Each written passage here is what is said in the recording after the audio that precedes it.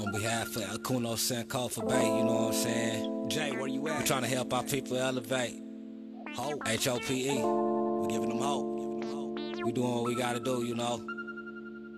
Every day, one step at a time, man. We gonna make it happen. Helping our people elevate. Yeah.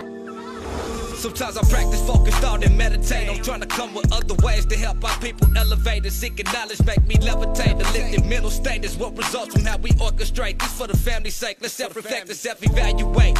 And every day, make sure the steps you take, you calculate. Receive a master's fate. I know I can't exist without the hate, but that's okay. I balance that with higher self today. Success is on this way, and after that, my flesh can pass away.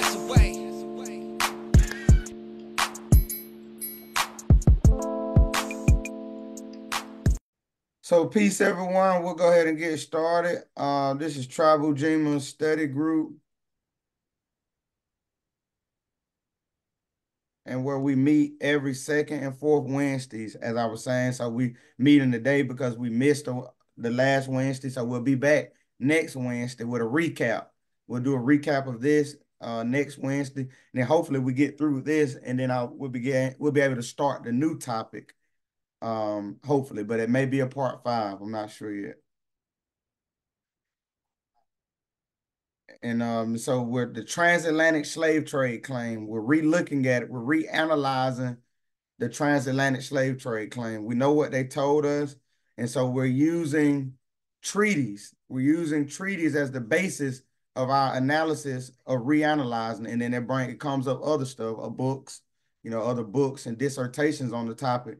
But we're using treaties as our basis of analysis when looking at the transatlantic slave trade to see what position militarily, economically, that these European powers were in during the same time period of the transatlantic slave trade claim. And so that's the topic of today. The transatlantic slave trade claim was through the 16th and 19th century. That was the time period of the claim. And that's through the 1500s through the 1800s. And you'll see a diagram on the screen that they'll show you in like the high school textbooks and things of that nature. Mute yourself if you're not speaking. Please keep yourself muted so it doesn't distract me, because I'm controlling the manual and trying to do the presentation. And also trying to reply to text messages when people text me. So it'll be easy if we just make sure we control our audio and come on when we're gonna come on. If we're not ready to talk, then keep the audio muted. And so during the transatlantic slave trade claim, during the 1500s through the 1800s, they made the claim where you'll see this in high school books or Google and other locations when you're researching the topic. And what this picture depicts is that they were controlling the Atlantic Ocean without even really saying that they controlled the Atlantic Ocean. You get that from looking at this. You see that it shows that they were enslaving Africans, bringing them across the Atlantic Ocean to the Caribbeans, to North America.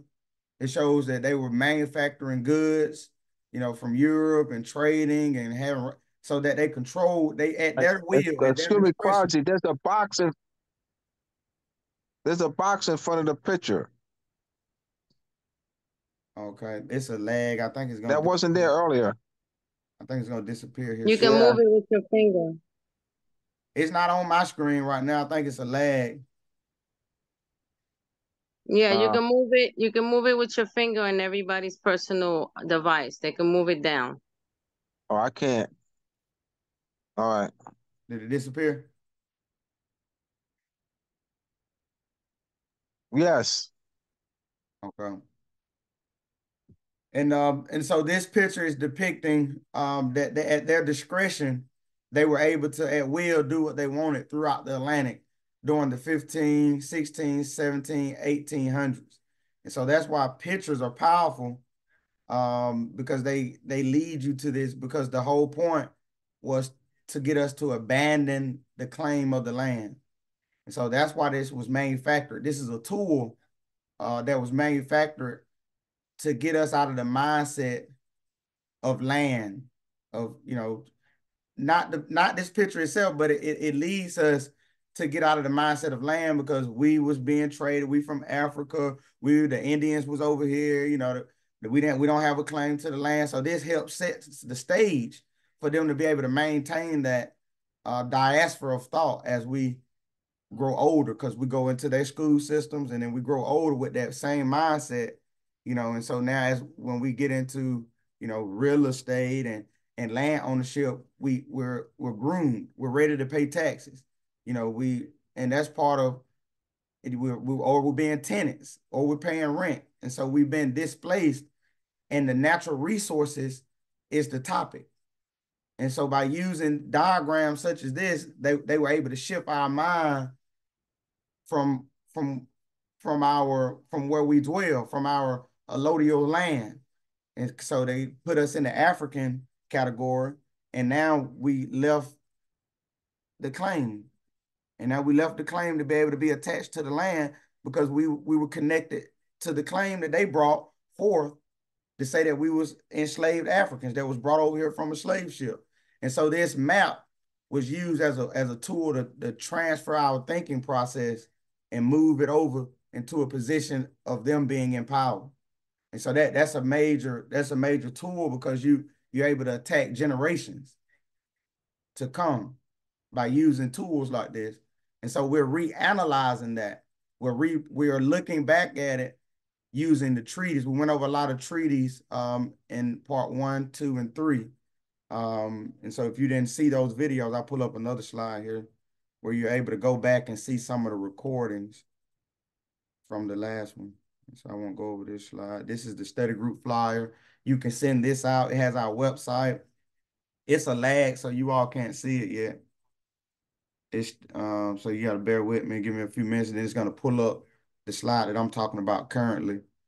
But it has our website on there. When it does pop up, you can screenshot it. You can check out some of the programs that we have in the community, which is part of our outreach. And so we have to be able to reach the community. And so we use our 501c3 website just as a vehicle to be able to reach the community. And so you can screenshot that and you're able to share that. It has my contact number on there, and you can text me, excuse me, or give me a call if you need to. And so I'm gonna go ahead and go to the next slide. There's a slight delay, so just bear with me.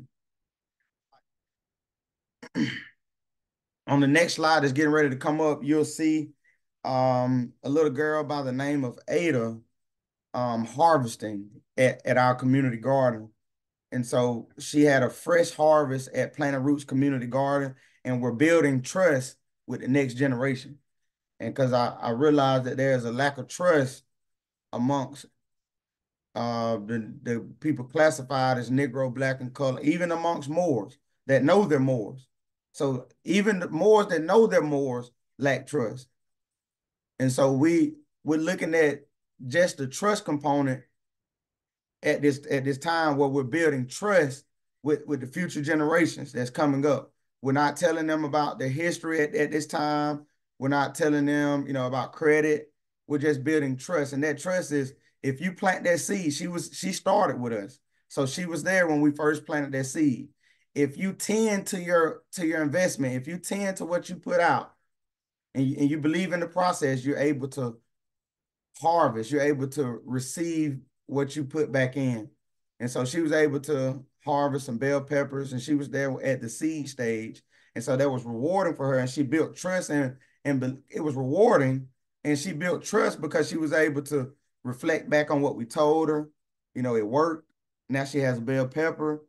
You know, that concept, even with adults, you know, building trust, having a schedule, meeting them at the garden, talking with them, you know, seeing, you know, what their issues are, what are they going through, you know, just being that listening ear, you're able to build trust with them.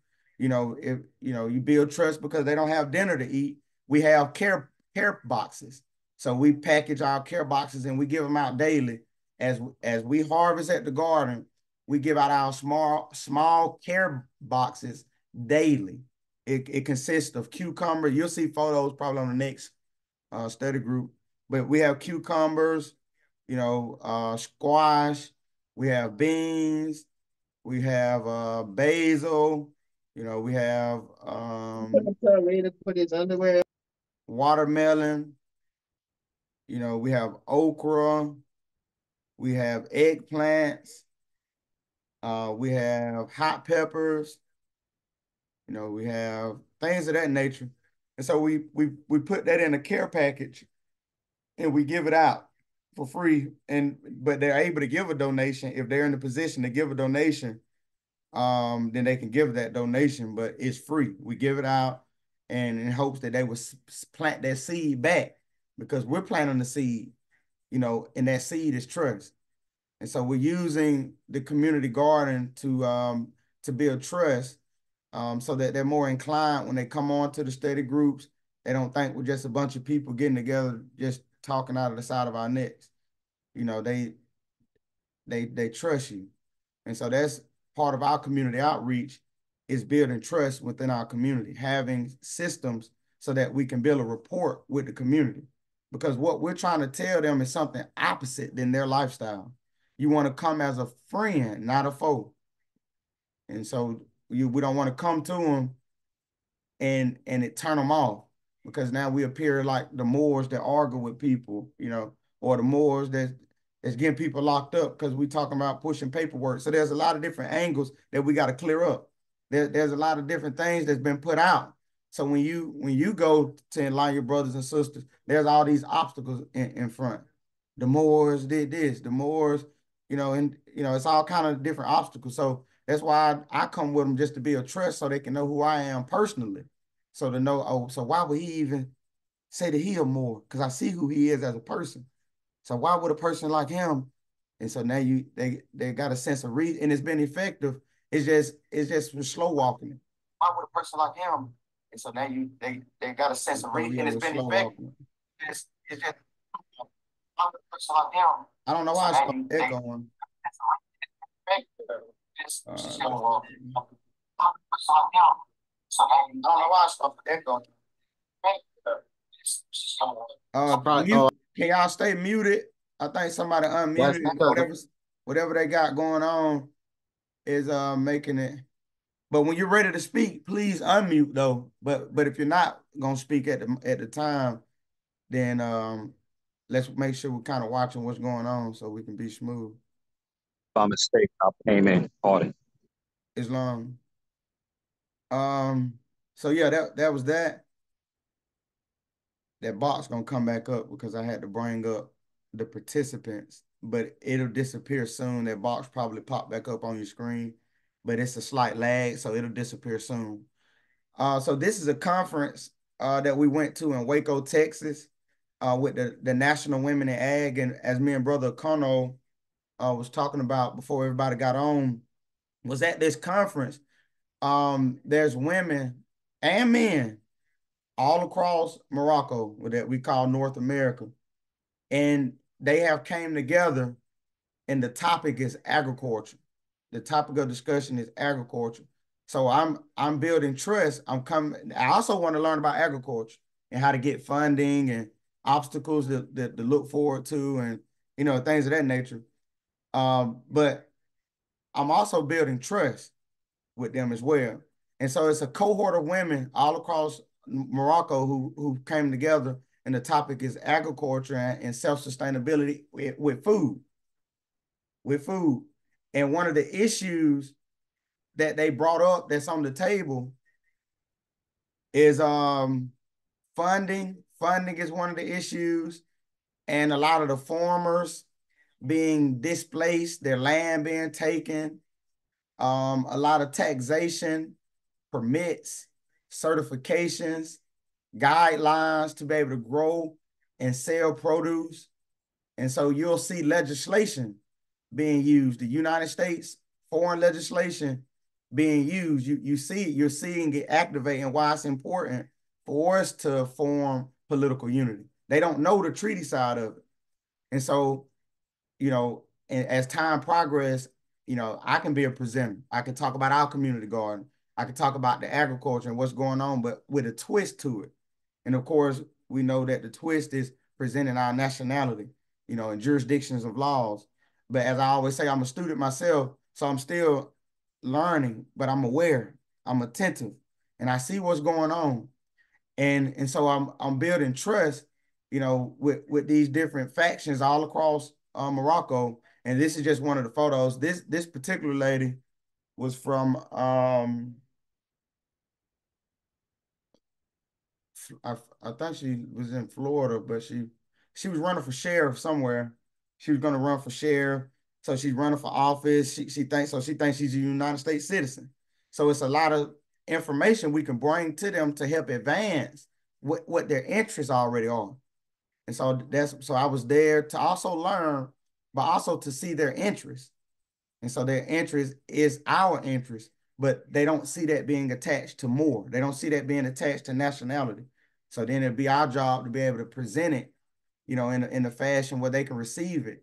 And so agriculture would be an interesting topic for them to connect Moorish nationality and treaty protection, political legitimacy to agriculture, you know, and land control and funding and, you know, et cetera.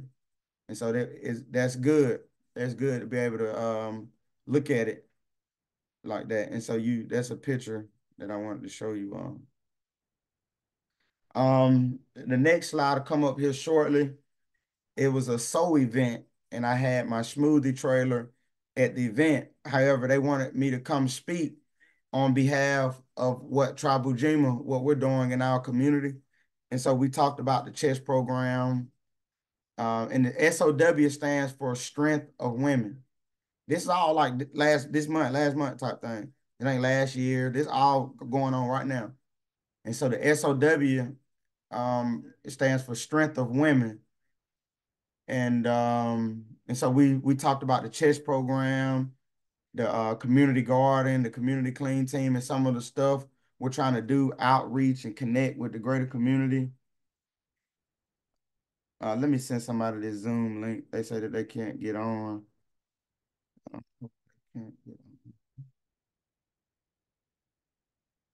Sorry, you all. Give Excuse me me. one I don't moment. know. I think that was me, but I'm on now if that was me. No, it wasn't you, bro. I'm sending the link right now. Sorry, you all. And so that was that event. And so just outreaching to the community, letting them know what we got going on. And some of the stuff we're going. I didn't go into detail about Moorish nationality. But like I say, part of the way that I think is effective is I know that they don't trust. I mean, we don't trust each other. We really at this point operating as if we don't care about each other. You know, we looking for easy way outs. So I just want to meet them where they are and let them get to know me, my compassion, my consistency, my efforts, and gradually build with them so that it's organic. Not just tell them a bunch of information and then nothing happens. I want to effectuate action and change. And so I know that we have to come with a strategy, and it won't all just be just super direct. Building trust, not just a contract that say trust, not a trust document. I'm talking about actual trust.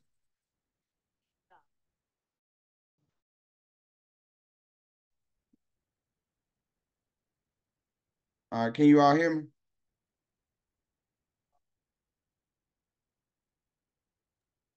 We can hear you. Okay, let me reshare. I'm gonna have to get this Wi-Fi together. I'm gonna rescreen share. Let me know when y'all can see the screen. It's a slight lag.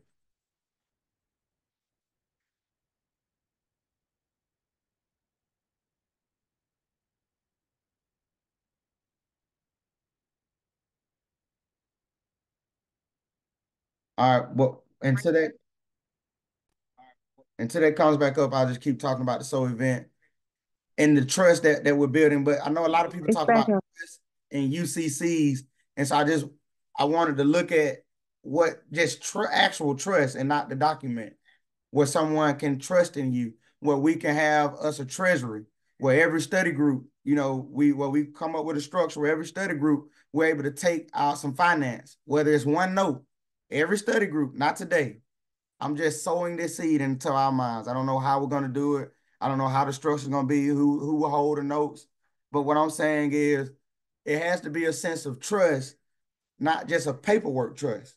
We have to have a treasury, where we can send at least one note every study group, every Morris Monday, where we send to a central location where we're able to start raising finance to be able to fund some of the operations and stuff that we want to do. So we don't look back and say, this didn't work, that didn't work. We're being proactive. I know that we need finance. I know that we need funding. I understand this. And so us building trust through one another is what's going to activate. Just us having study groups and just sharing information is great. That's part of building trust, because that's sharing information. We're getting on the same mindset, but the trust has to be activated, and so I use trust when I go to these events. I'm focused on trust first. As part of my phase 1 of my outreach is building a rapport with the community, building trust, and then begin to reach them and bring them on to the study groups, because I know they don't trust me. I know they don't trust Black men, so I understand the approach. So we have to come with a proper approach and don't say that they don't want this stuff or they won't receive it. It's also an approach. It's also an approach. You can go back and look at some of the previous study groups, not just mine, but Brother Kono's. He also does interviews and a lot of other things on his platform that if he want to come on and talk about briefly, that'll be fine. But you're able to go to subscribe on YouTube to helping our people elevate. And I got to get an updated one. This is the old one. I'm sure there's new subscribers. I know we're over 590 right now, but you all take a second out, go subscribe, send it to a friend and family member, because as we do these study groups, we're showing that there's a place for them to go rewatch it. That's very important for them to be able to go back and look at it. If they're not able to get on to the study groups, you can direct them to where they can still listen to it. And so this is a tool. You can use this as a tool where they don't have to, they're at work on Wednesday. That's okay. You just send them helping our people elevate the YouTube channel, and they watch it on their own time. I don't know if Brother Connor want to say anything about the YouTube page. Yeah, I'm here. Again, I appreciate you. Yeah, like you said, if you may have missed his first lesson or his second lesson, or any of them, or the Fathers of the Modern Race Paradigm, you can go on there and catch them. Or if you may want to rewrite something down that you may have missed, or something that you may have thought you heard, you can go back on there and catch it. And so, yeah, just the page, I've updated it, and I'm almost at 700 subscribers now, but it's helping our people elevate, all one word. And so, yeah, I yield. And peace, thank you, bro, for all that you do. Brother, keep me sharp, stay on me, help me with promotion. And so I appreciate all the effort and the energy you give me to keep me afloat. It is noticed. So you all make sure you go subscribe and be a part of helping out elevate. Moroccan Post Media. You also can go there to subscribe and to look at a lot of YouTube videos dealing with, these are courses and classes that are free, where you can learn more about your Moorish nationality, post-millennium jurisdiction, treaty relations. You won't get it all here today. We're just doing our due diligence. We're doing what you all listening going to be doing. You're going to have your own study group, but we all have to be pushing towards the same goal. And so I'm going to read Shem Malachi Bey's plan on the next slide, but the goal is for us that's listening, is 19 people on that each of us have our own, or if you don't got your own, you can come on maybe to me or Brother Kono's, or just do yours on another day, once a month, and get out what you know. Get out the information that you know, but let's show mental unity for us. What's the direction? Not just a bunch of information, just a bunch of information. We're talking about a specific direction. That's what. So the information is a tool to get there. It's like a shovel. So you use information to get to the next level. And so that's why I commend Brother Abdullah, Talib Mosley Bey, Brother Shem Malachi Bey, and Moroccan Post School of Government and International Law for all their efforts, because it not only does it enhance what you already do, so it doesn't matter what you're doing already. When you know about your history and your roots, you're able to, I'm gonna compare it to gardening. When the root system of a plant is deeper, when the root system of a plant is healthy, it can extract the potassium, the nitrogen, the phosphorus, etc., that the plant needs through the root system. But if your roots are weak, if you don't have knowledge of who you are, you won't be as effective. And so these are nutrients. These Moroccan Post School of Government and International Law is nutrition for the plant. The plant is your mind in this analogy. And so you need your history so you have your roots. So whatever you do is enhanced. You already got potassium in you. You already got, phosphorus, but your pH level a little off. So Moroccan Post School of Government of International Law helps correct your pH level. You're still going to be who you are, but it will enhance us onto unifying on what we have to do collectively. What you're doing individually is not enough. It won't work. It's not good enough. It has to be connected to a larger umbrella. That's what makes it strong. And so as you learn more about what's going on, you'll see how we want to connect that, by reaching back, looking back, using old principles of law and norms. And so it's not something we came up with today. We're not in a position of strength right now. And so we got to take heed of that. And so Moroccan Post, this Moroccan Post Media on YouTube, it helped me a lot. It has a lot of free classes, so it can help you too as well. And I'm still a student, still learning. And so you see my process of evolution, of evolving. I'm still evolving. I'm not where I want to be. I'm not done yet. We haven't done enough, But I'm talking like this, knowing that I still got to grow. I'm very humble. And so this platform is for you all to duplicate it and begin to start your own study groups. And so we're reanalyzing the transatlantic slave trade claim. And this is another map. And you could Google this map of Google transatlantic slave trade, and they'll show you stuff like this. So this is what's being challenged. We know that they said 12 million Africans came over from the continent of Africa, and we were slaves. And so we know that they said that. And so we're re-looking at it. We're giving us a basis to reanalyze them saying that, because that's a major concept that keeps us disconnected from the land. Hey, we don't even care about trash being thrown out in our yards. But had you knew that this was your land, you would be more connected, more responsible to what's going on. We don't care enough. We say that we do, but we have to trust the process. We have to look at our conditions. You can build trust in the community by just starting a community clean team and just picking up trash, because you're giving back to Mother Earth. So now you're getting back into the unseen world and nurturing Mother Earth and planting these seeds in the universe too, because the earth is alive. And so you plant these different seeds and the universe yields back to you. And it's been working for us. It's been working for us. We've gotten funding, that we have to use in agriculture. So we've got funding, over $50,000. We got 38,000 this year that we haven't gotten yet. But I'm saying we got it though, but I'm saying the check hasn't been released. And I just say that I don't care about bragging. I don't care about, it was a time when we was looking for funding. But what I'm saying is we did a lot of work. We put a lot of work into the unseen world. We got stuff going. And then it began to come back. And we're nowhere where we got to be though. But I'm saying, that's the concept of what they were trying to take away, of connecting us to our fate. And through these maps and them trying to portray that they were a powerful nation that during this time period, it made us look at them as gods. It made us look at them as, kings and people of super high authority.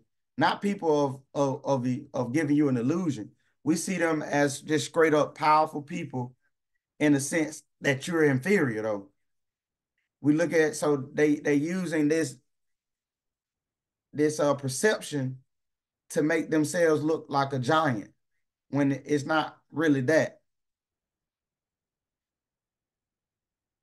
And I'll go to the next slide. And so here's this is from Moroccan Post School for Government and International Law, National Education and Community Outreach and Network. And so you'll see that we're being taught, you'll see an umbrella.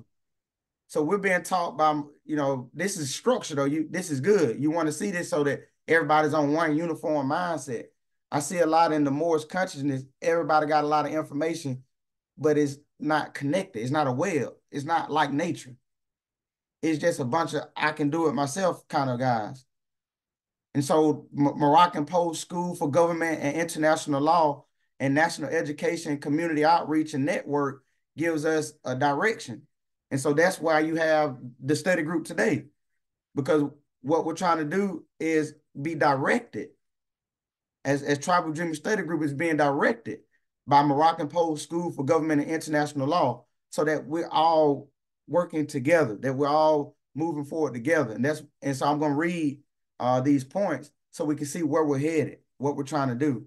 So I didn't come up with this.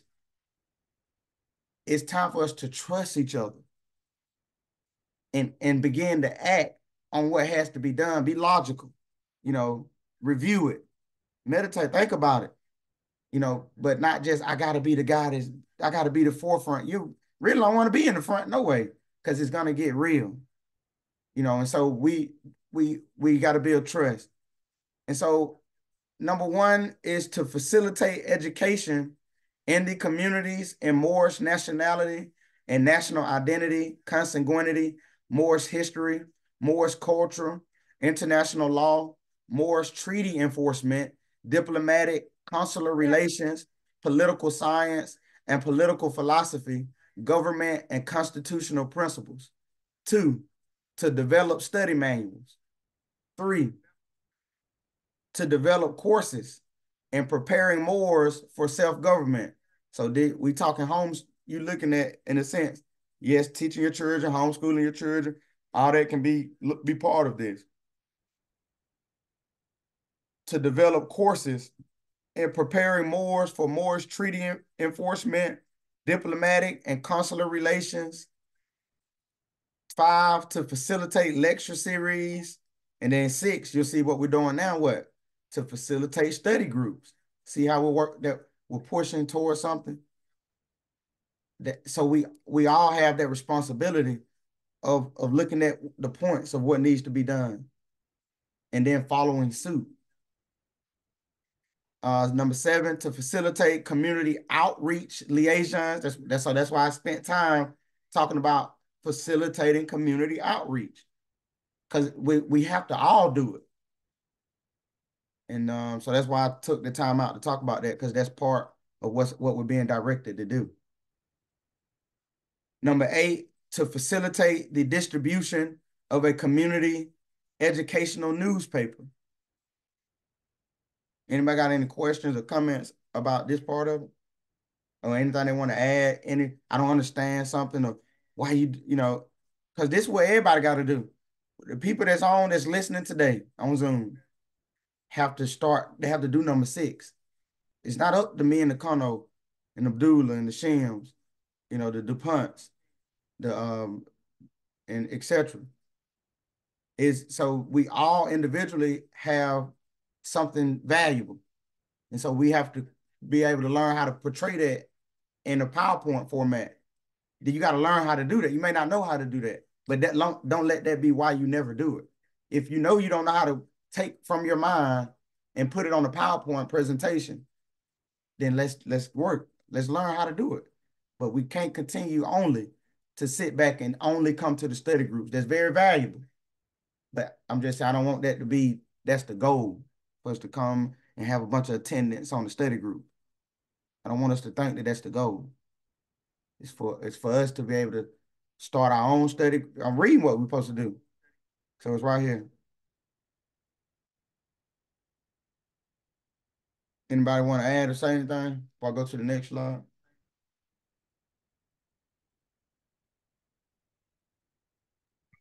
You're on Well point, bro. put. On Well point. put. Say it again. Well put, brother. Oh, Islam. I said well put. Islam. And I'm saying you're on point. Dr. Worrell was gonna come on. Greetings, Islam, everyone. And I would agree with my other brothers on point. We're here with you. We're together. I'm so especially ecstatic that we'll be able to work with you to get some of these things done. As Abdullah gave us a call, and we definitely said yes. This is Sasha from Dr. World Group. We met at the Philadelphia conference, and we said we're going to work together. And so when he called and said we're going to work together, we said not a problem. That's a yes. So we're going to be able to introduce a few things to you this weekend and see how we can work it together. So we're very proud and very happy to be able to be doing this with you. So please continue. Islam, yeah, I'm excited. Yeah, me and Brother Abdullah talked, and yeah, so I'm excited about that. And maybe if we have time, we'll talk about it. But maybe not today with the group. But just know that we're working, you all. So it's a lot. It's a lot, and I'm tired. I'm exhausted. But we're here, and so I'm gonna read Shem Malachi Bey's proposal for the call for the restoration of national Moorish political unity through political legitimacy. So reanalyzing the transatlantic slave trade is so we can do this. So we're not just on the study group today just to be listening. I don't want to say it like I'm frustrated, but I want to say it so we know that that's not the entire case of what needs to be done. We have to, the proposal, I'm gonna just read the proposal and know that, but part of us having knowledge of where we from, who we are, is vital to be able to make the claim. And so if they come to you and say, well, no, because remember, 12 million Africans came from the continent of Africa over across the Atlantic Ocean. So you're a slave, because remember in high school we taught you that. So you're an African, you came on a slave ship, and I'm gonna get you to take this DNA test, and I'll tell you where you're from. The same people who conquered you. I'm gonna let you take a test, and then I'm gonna tell you where you're from. You're welcome. And you're still not connected to the land after you take the test. So this is what's going on. People saying that they took a test, they know where they tribe at. In the sense that the person conquered you, gonna give you the right information. And so so we reanalyzing what was given to give us a broader view of how they form their weapons. They're not naive to the weapons that they form. And so that's why we go into so much detail when looking at the transatlantic slave trade, is to give you enough evidence to be able to say, well, it's not because Okono said it or Brother Shem. You just look at it and read it. And you say the Treaty of Paris say this, or the Treaty of Utrecht say this, or the rights of, and then that's all this is to it. I'm learning how to get there where I can regurgitate it and remember the cases. And so it is a process, but it's not really hard once we get the concept down pat. And so the will of the people, the consent of the people, good government, large scale community outreach and network. Shem Malachi Bey, public statement to the people. Greetings. My proposal and plan for the restoration of national Moorish political unity is rooted in the past structures of ancient government. Meaning he didn't come up with this himself. It's ancient. It's well settled. It's not something that came up about today. The proposal and plan for restoring national political unity among our people, the Moors, most of whom are classified as Black, Negro, colored, African American in the Census Bureau and in the Commerce Department, is to facilitate political legitimacy, consent of the people through large-scale community outreach and network. So that's why I went into the outreach scale, because you can't just, the outreach is what's going to build the trust. And then now your outreach can be however you want to reach them, though. It's not limited to what I said. You don't have to reach them with a guard. You don't have to do that. You don't have to do a community clean team. You don't have to do a chess program. You might do a cookout every 2 times a month. You know, you might do sip wine, you know, at a park 2 times and talk 2 times a month. So you come up with what worked for you. But the outreach part of it has to be laid out, and you got to know what you're going to do to reach them, though. You got to come up, what are you doing to reach them? Whether it's a door-to-door every other month, you know, every other week, where you go door-to-door and you pass out a study group flyer, or you go door-to-door, you take information from one of our presentations and you say, hey, you know, you pass out that, something that's inquiring for, not too much. And so you find whatever way that you want to outreach them and outreach, but it's got to be large scale. So that's why we got to come together and figure out systematically how we're going to reach them. And that's why we talked about the newspaper. You seen that in the other slide. We talked about newspaper, you know, so everybody getting the same information through all the different body politics. No matter what area we're in, we all sending out the same newspaper. So that's part of how you can out, you know, so, but the large-scale outreach approach to unconscious Moors and the network among the conscious Moors having political bodies are vital to contribute to the formation and expression of the will of the people. Having a network vehicle that creates the space. So we on the space today. This is a network vehicle today that you're on today. So you have to create a network vehicle. It's not enough that a Kano got one. The Kawazi's got one. It's not good enough.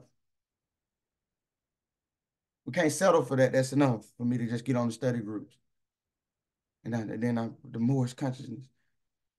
No, you got to be a part. Having a network vehicle that creates the space for formation and the expression of the will of the people is a fundamental principle to facilitating good government and the basis to political legitimacy. The political action of Moroccan Moorish political bodies coming together to form a central governing body composed of many Moorish body politics to function as a Moorish national provisional temporary government. So this is just a study group today. We're not walking around saying we the national government of Morocco. So he's talking about how to facilitate that. And so we're just a study group. We're not a body politic right now today. But through us being studious and learning under Moroccan Post School of Government and International Law, we're able to formalize ourselves into the roles and positions of what a body politic entails. So that's the importance of the study group, is to get to the body politics. A lot of people say that they have body politics, you know, but they not connected to the other Moorish body politics. They don't have an alliance, a constitution. They don't have a census. Amongst all the Moors, just their own body politic, they may have a census. They probably don't.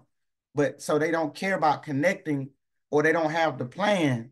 So that's why we're presenting the plan, so that we can connect it all together. And so this is just a study group. We're learning until we can formalize a body politic, and then connect with Okono's body politic, then connect, you know, with DuPont's body politic, then connect, you know, etc.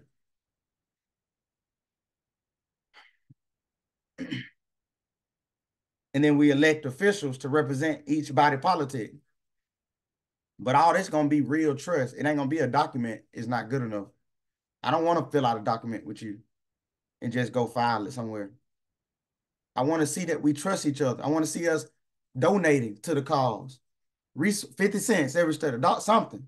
I don't know where to go yet. But we as a collective have to come up. It got to go somewhere. Us not doing it ain't good enough for me. We have to be able to, it has to be a central place where we able to know that there's going to take finance.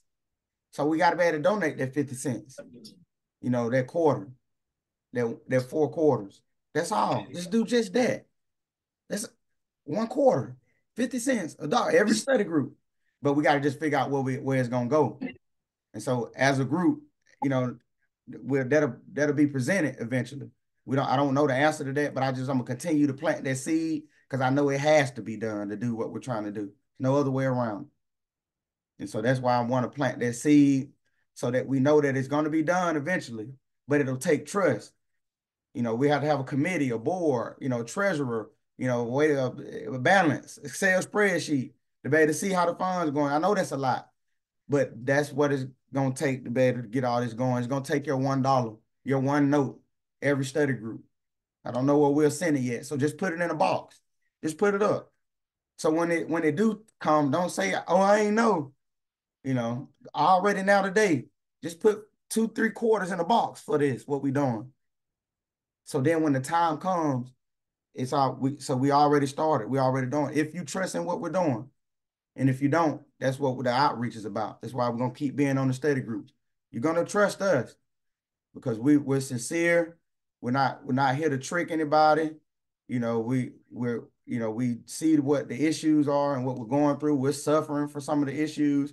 So know that your 50 cents that you're going to put back today in your box, that's going to be a seed that we sow to help propel the things we need, like the conference. It's too much on a couple people. And so I expect everybody to even myself, to help out more. So we know that stuff like this is going on. Let's not be the people to just do it when the time comes. Let's be proactive and be able to just see that it got to be done. Let's not wait for us to have it. Let's know that we need it now. The political action of Moroccan Moorish political bodies coming together to form a central governing body composed of many Moorish body politics to function as a Moorish national provisionary temporary governing body to serve as a voice for our people in the international arena. There's nobody serving as a voice for Negro, Black, and colored folks. They can't. They're not even the people, you know what I mean? They're not even the people. So somebody's doing it not even on your behalf. So you just stateless. So serve as a voice for our people, the Negro, Blacks, colors, because they can't have a voice in their status. So it don't matter about all of that. They don't have a voice. It don't matter how somebody feel that think they Negro, Black, and color, because they can't even argue this. Their status is not there. They don't know that though right now.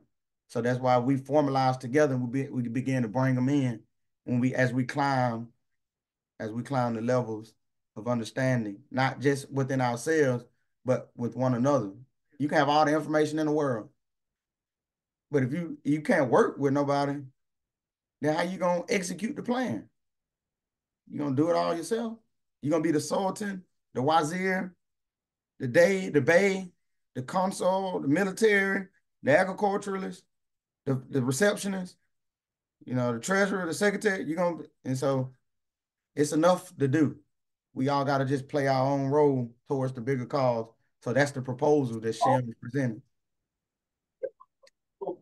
An interpolitical constitution will be formed from our Moorish political governing bodies by setting up representatives elected by Moorish Moroccan people or by supreme authority who will exercise collectively the sovereign power and authority in a provisional capacity that the Moorish Deys, Beys, Emirs, Caliphs, Pashas, and Bashars, indigenous Aboriginal people, operating in unity with the Moroccan emperors, sultans, once exercised before the dismantling of our Moorish empire. Part of that dismantling is the transatlantic slave trade claim. So I wanted to just do it like that so you can, and then we're going to get into the actual study today, but I wanted to take this time out to show that it's connected. We got to be connected in what we do. And so, you know, the transatlantic slave trade claim is being used so we can't exercise our sovereignty. That's part of the dismantling. You thinking you came from Africa, 12 million, that you ain't got nothing to do with North and South, what's being called North and South America. They led you to believe that only Indians did. That's a weapon. Now you won't claim, you won't claim the land. Not you just claiming the land, just you saying that this is my land. Because people say that too. They say that we're the gods of earth, you know, we this, we that, we powerful.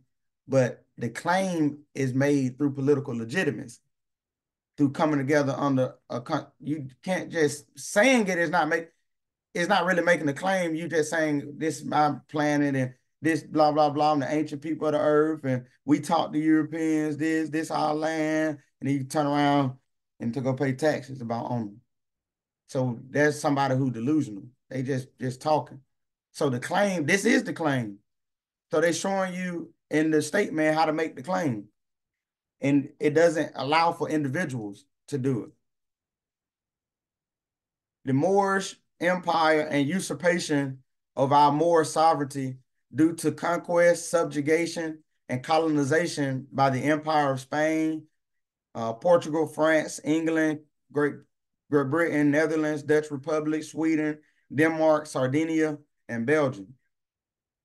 When the sovereign power of an empire, kingdom, or nation that ruled over a host of kingdoms or provinces and the territorial domiciles diminishes, the people of the empire, kingdom, or nation possesses the inherent and divine right to return to the international law of nation principle of post-laminium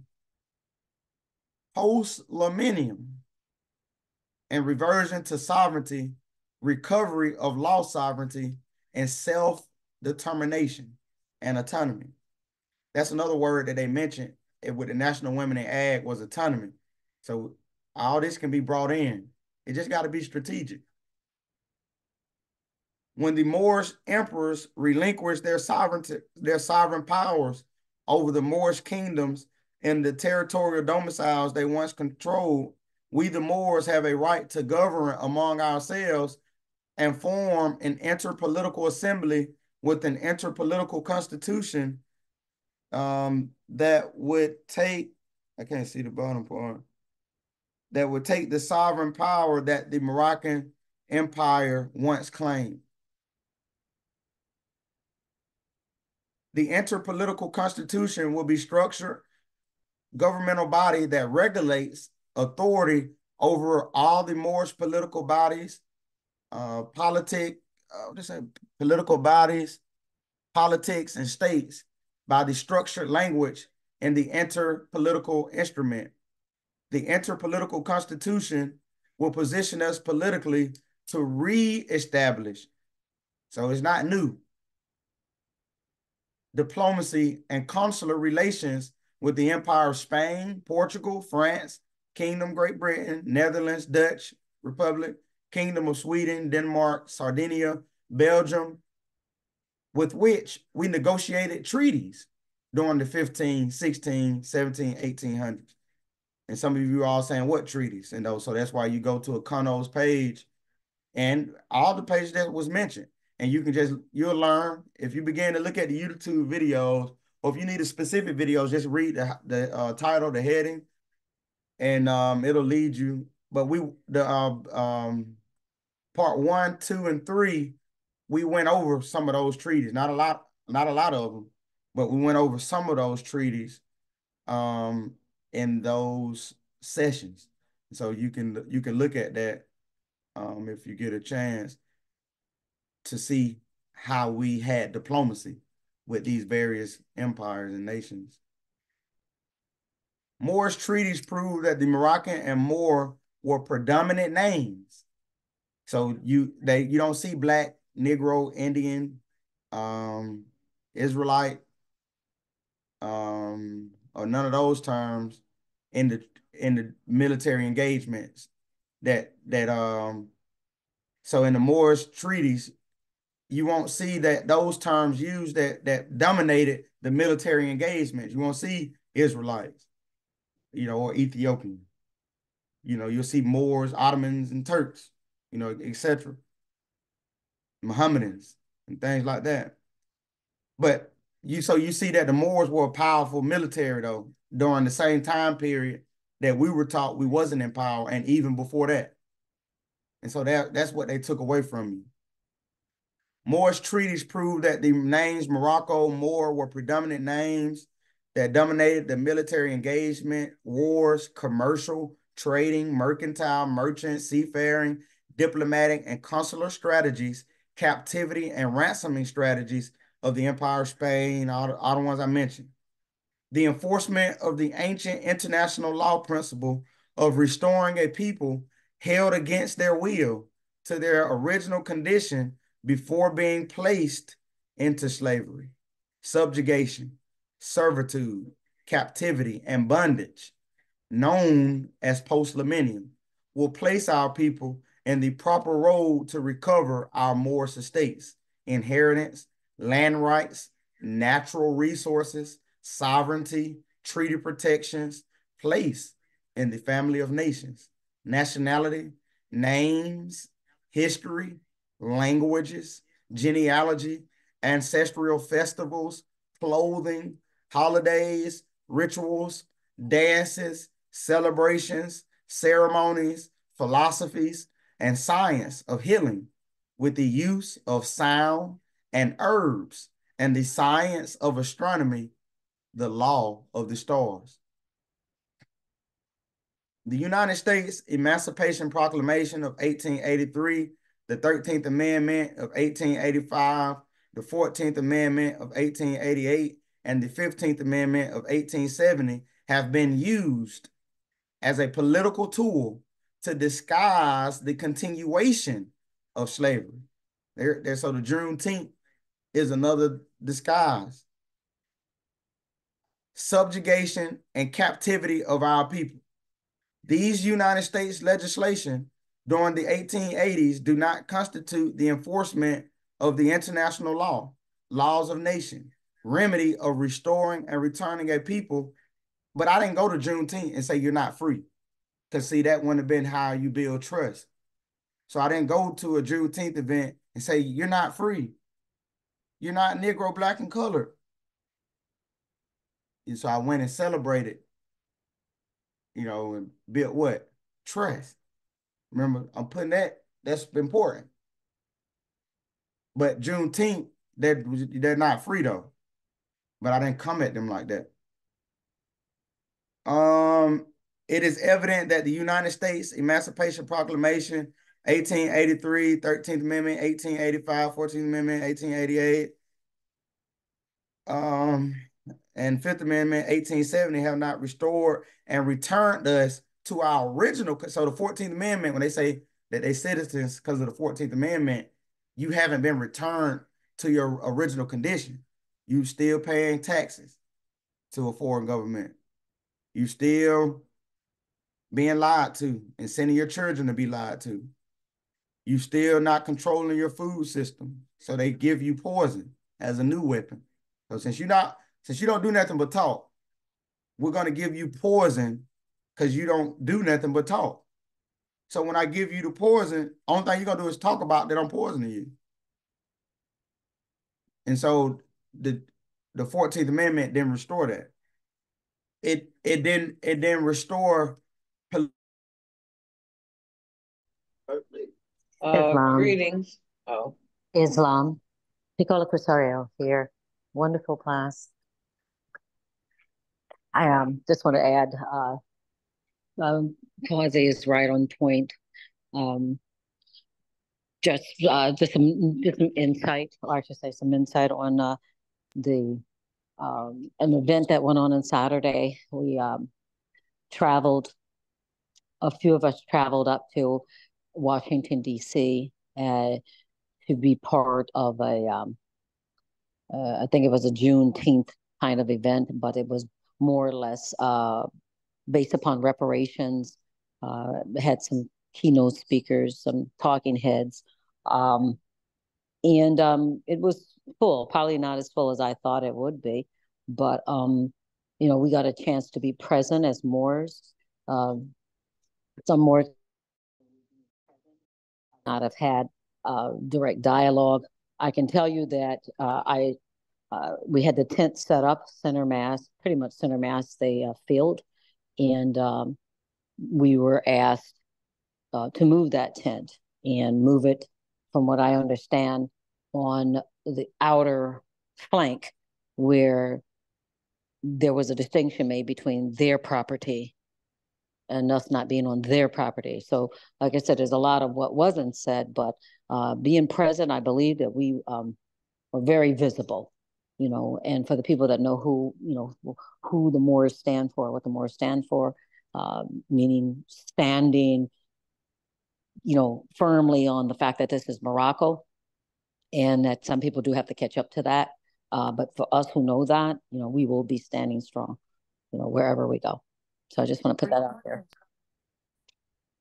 Peace. Peace. Appreciate that value. So we're back on. I'm gonna read this last paragraph and then we'll get into the study group. I didn't know we was gonna flow this long, but I'm excited. The screen share should be coming up shortly. I'll go ahead and start reading. The provisionary temporary government will allow for the facilitation of formation and expression of the will of the people. So the people have problems because you see them on Facebook say the police beat me up.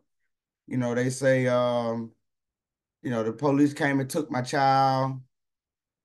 They say, I got fired on my job because I'm Black. They say it's issues like that. So the will of the people can't be expressed. They have abuse. They're being abused. They don't know what to do. And so this provisionary temporary government will allow for the facilitation and the expression of the will of the people. Well, people say that my child was done wrong in the courts, then they go hire an attorney and the attorney take all their resources and tell them that he just got to do 10 years instead of 20. And we thinking they benefiting us. And so you see that going on over and over. And we're not able to express the will of the people because there's no vehicle to do it. People say that they've done it already, but I'm saying, but they still saying that the police still doing it though. So it hasn't been done. They say that the Moroccan government it's already here, it's already been done. But then again, you still got the police still slapping you over the head. So there's no political protection. So it has not been done through just what you can look at with your own eyes. You can go outside of your doors and look at it. It hasn't been done. And so the political legitimacy as a path to permanent government and re-entering the family of nations under the reversion to sovereignty as an old and original state. This political structure will position us politically to effectively address the United States. See, the National Women in Ag trying to just address the United States from an agricultural component. They're addressing it from a funding perspective. I need funding. But they not, after they get the funding, there's still regulations on how you can grow. What's considered organic? What's considered conservation practices to allow you to be able to get certain funding, so it doesn't, but you still regulated by the same people giving you the funding. So that's a silent weapon. That's a silent weapon. And so I'm gonna go ahead and go to the next slide. The screen share. Okay, there you go. And so you'll see here the coats of arms. I think this is one of the European coats of arms, European family and aristocratic coats of arms. And I got this it was on one of the, I think it was Morris Monday or the Crystal Ball, something. But I was on listening and I saw a screenshot of this. This would make me go into the coats of arms and look into that with Sister Amir Bay. She did a great presentation on various different topics, but I know coats of arms and family crest was a part. And so we're going to find out what that is today, and we'll learn what that is today. And so coats of arms. A coat of arms is the distinctive heraldic bearings or shield of a person, family, corporation, or country. And we're kind of used to this because we always say, "What do you got a logo for your business? Do you got a clothing line? What's your logo for your clothing line?" Oh, that's on the smaller level. But I'm saying there's no, so when we form our once our political legitimacy is formed, when we'll have a crest, we'll have a seal, and things of that nature. And so you're just able to see what a coat of arms is, and it's the concept of it is still being used today. Because with your logo, it identifies you on battle. If you're in battle, how do you know who's who? And so you have your coats of arms, or if you're doing conducting business, you have your flag. So you know who's who. You have a passport, and that's regulated within the treaties. And so you see all this being tied in on how it works. But correlating the coats of arms with the transatlantic slave trade story and looking at melanated people that look like you and I in South America, in North America, in Central America. The picture that we see as Indians is not in the coats of arms. And so that's why we're looking at the coats of arms and the crests and things of that nature. And some of them have been altered. Heraldry, the science and the art that deal with the use, display, and regulation of hereditary symbols employed to distinguish individuals, armies, institutions, corporations.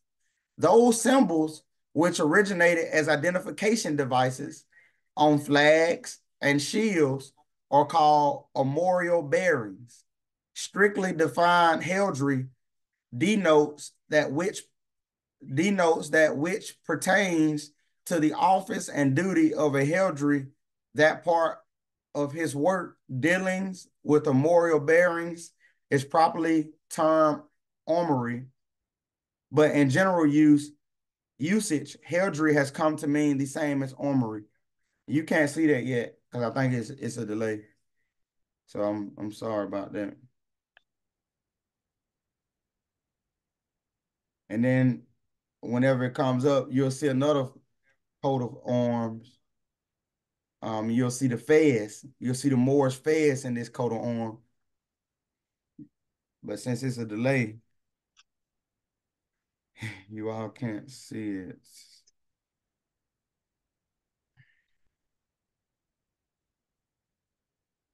Yeah. What do you all still see? The black and red coat of arms?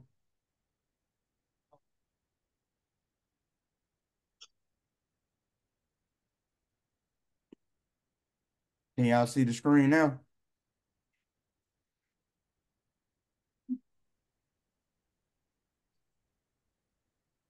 No, I can't see. No. Yeah. I don't know what's going on with my I'm gonna stop the screen share and reshare right quick.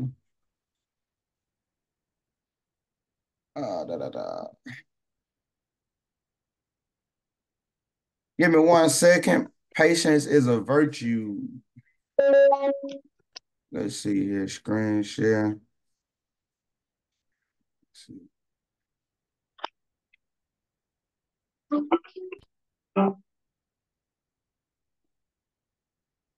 All right, it's loading.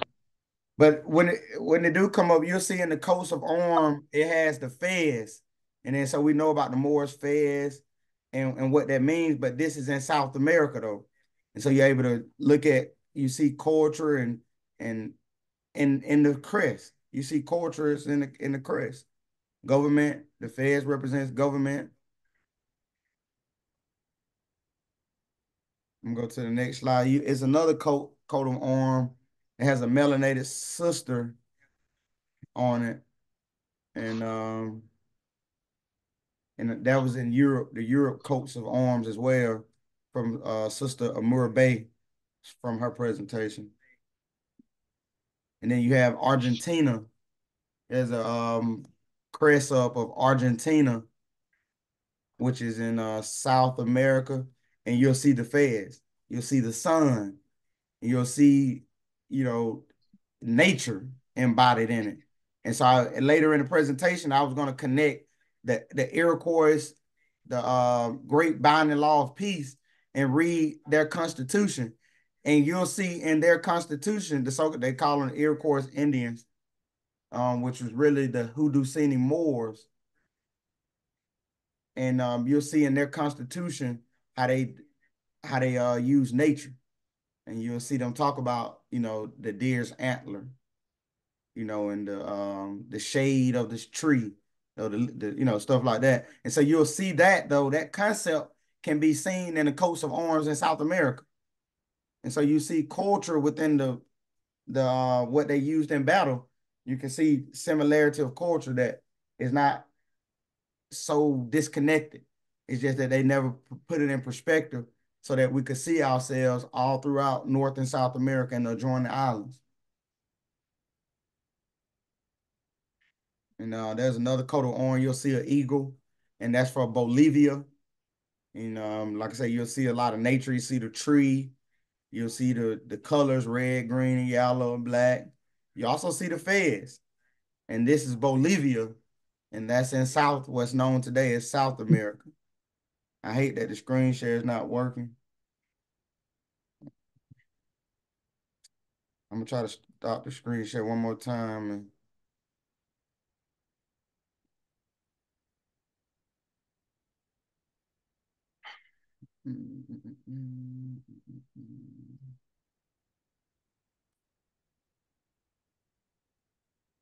Let's see here. We're gonna try to get the screen share back going. Just because the images, it go good with the presentation, where you're able to actually see the images while I'm talking, so that it correlates better with you while you're listening. So I'm gonna try to re-screen share. I'm using my hotspot, y'all, so I guess it's just not working for me today.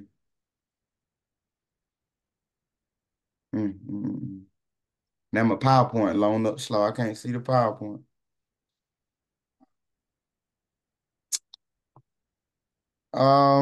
Let's see.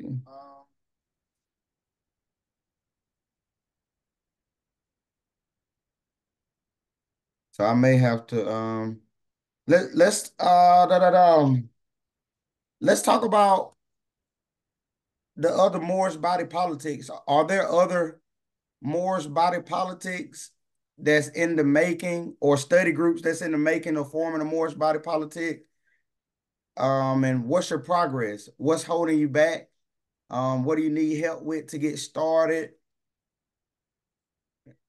And out of the people that's on, anybody have their own study groups outside of Kono and Brother King?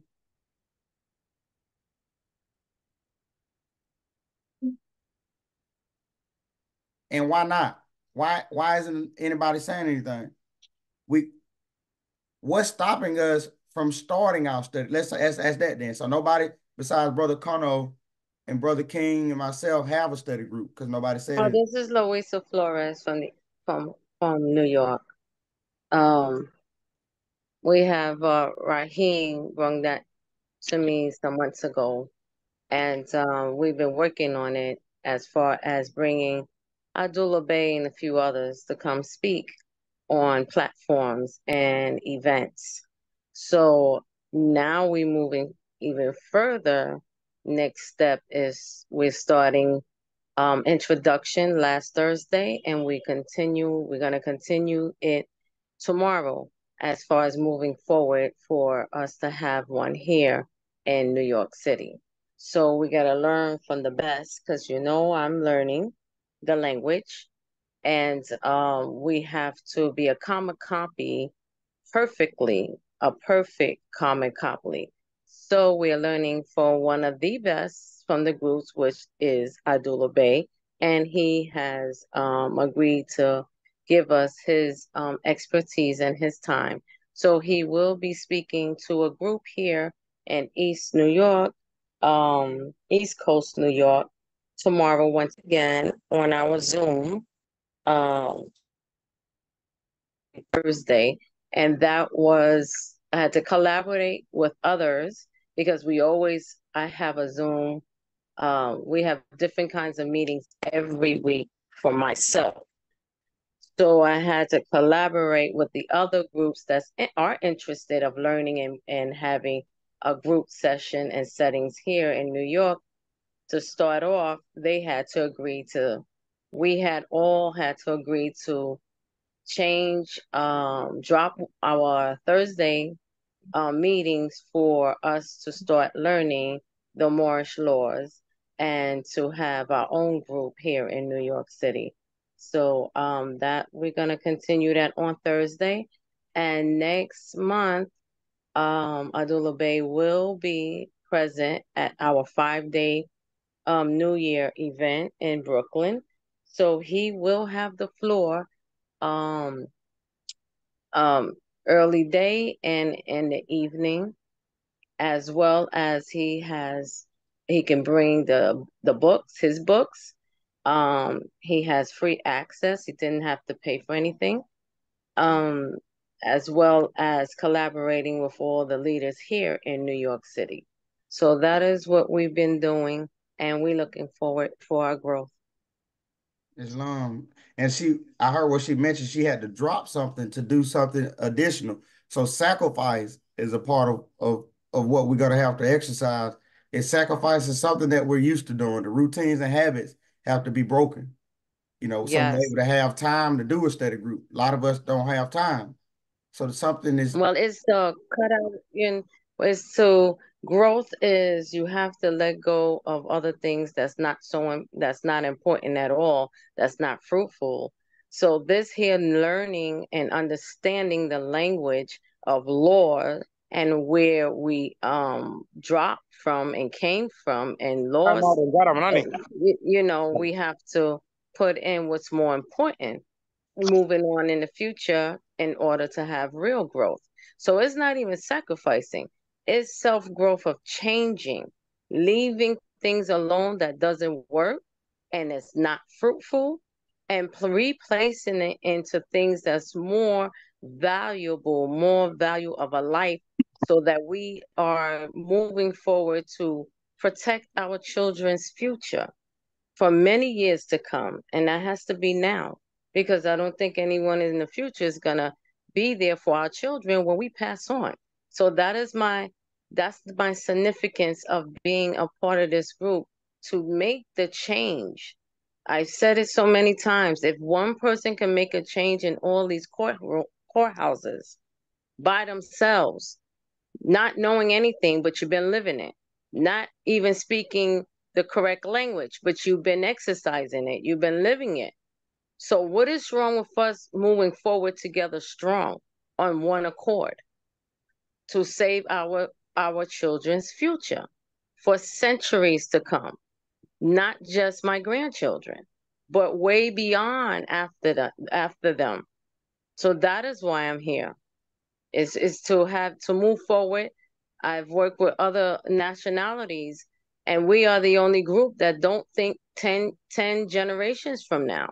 We don't put in what we need to stay strong and sturdy and not be moved as one accord, as one nation of the people, of our own people.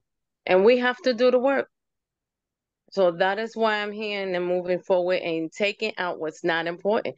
Flag Day was today. I'm a part of all the politicians, but Democrat and Republicans. I know how to put up, the campaign manager for years, but does it work? Has it worked? I'm hearing and seeing the same fight since I was 5 years old for all four of my grandparents. My grandparents made a difference. They made a change. That is why we have education, free education, and vendoring today. And more so, a lot more, we fought straight in Washington. And they didn't say, well, we were Republicans, and they did not say we are Democrats. Never mind of your propaganda. We're not here to play games. Our blood is in this land. So we are here to let you know what we need in our community. You don't live there. You don't live there. So how are you having all these meetings about what you're going to put in our community, and you didn't invite us, and you didn't ask us, and you don't even live there? So this is where I'm coming from. My grandparents and my family never played the system role, but yet they got what they asked for. Many mayors came to my house to give them a plaque, the key to Harlem, and to resonate that they are the leaders of our community without having a political title of Democrats or Republicans. So this is where I stand. A lot of people in my community, like, oh, you know, you're gonna bring the children again to march the parade and be a part of the parade, sure, but I won't swear in and I'm not signing in. I don't need their sachet. But guess what? Juneteenth is about our youth. So why aren't you bringing the youth? Why do you keep bringing just yourself?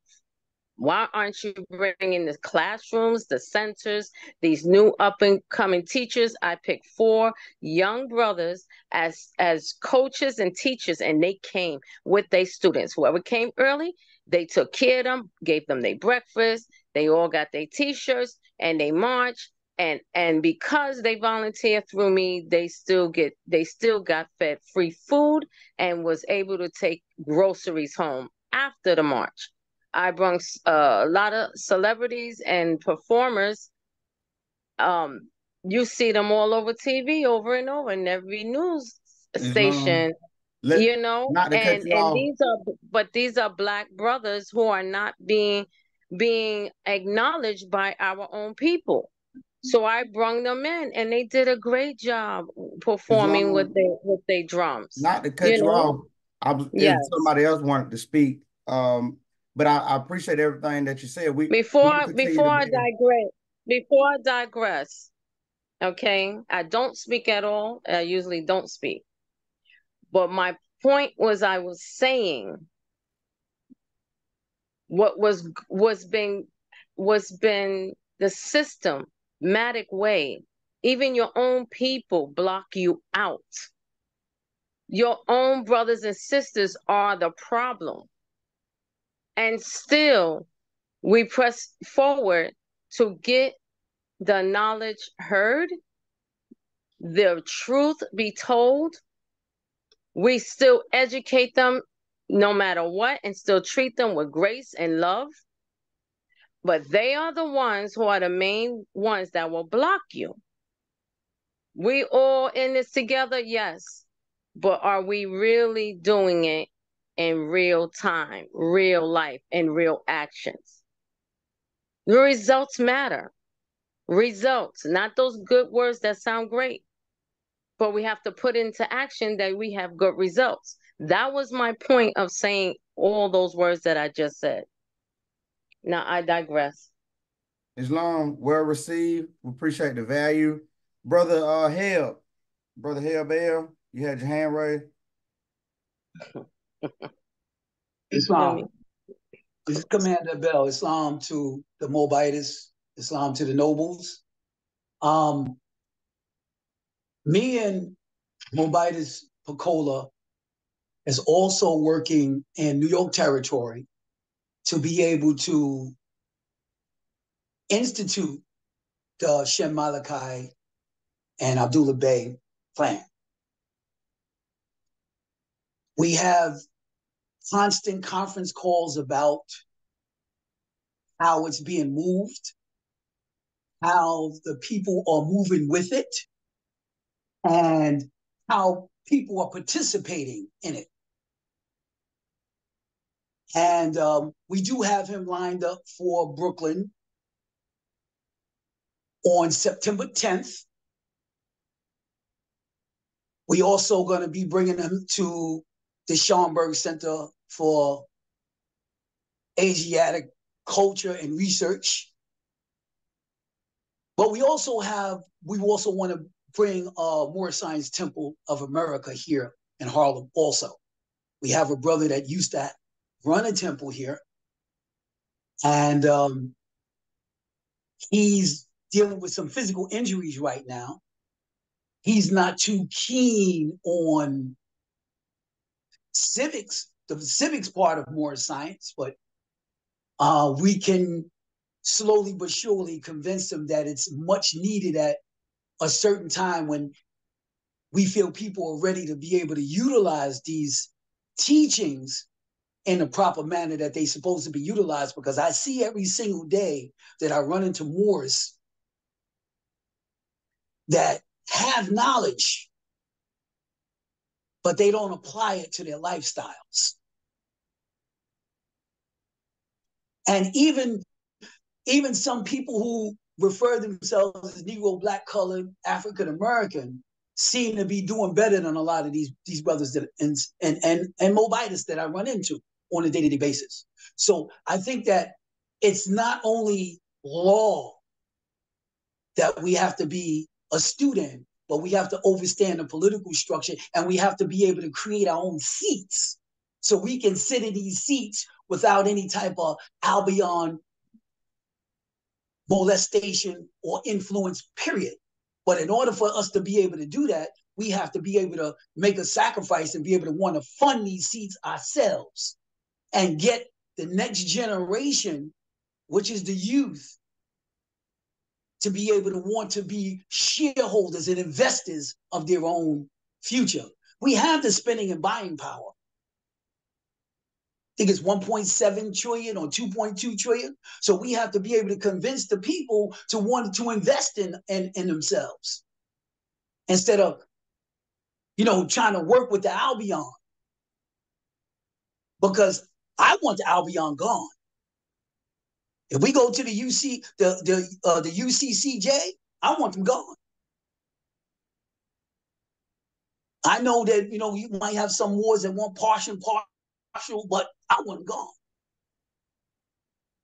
And that's the only way that I'm going to work with anybody. And then Brother Lawson brought something to my attention last night that I thought about also.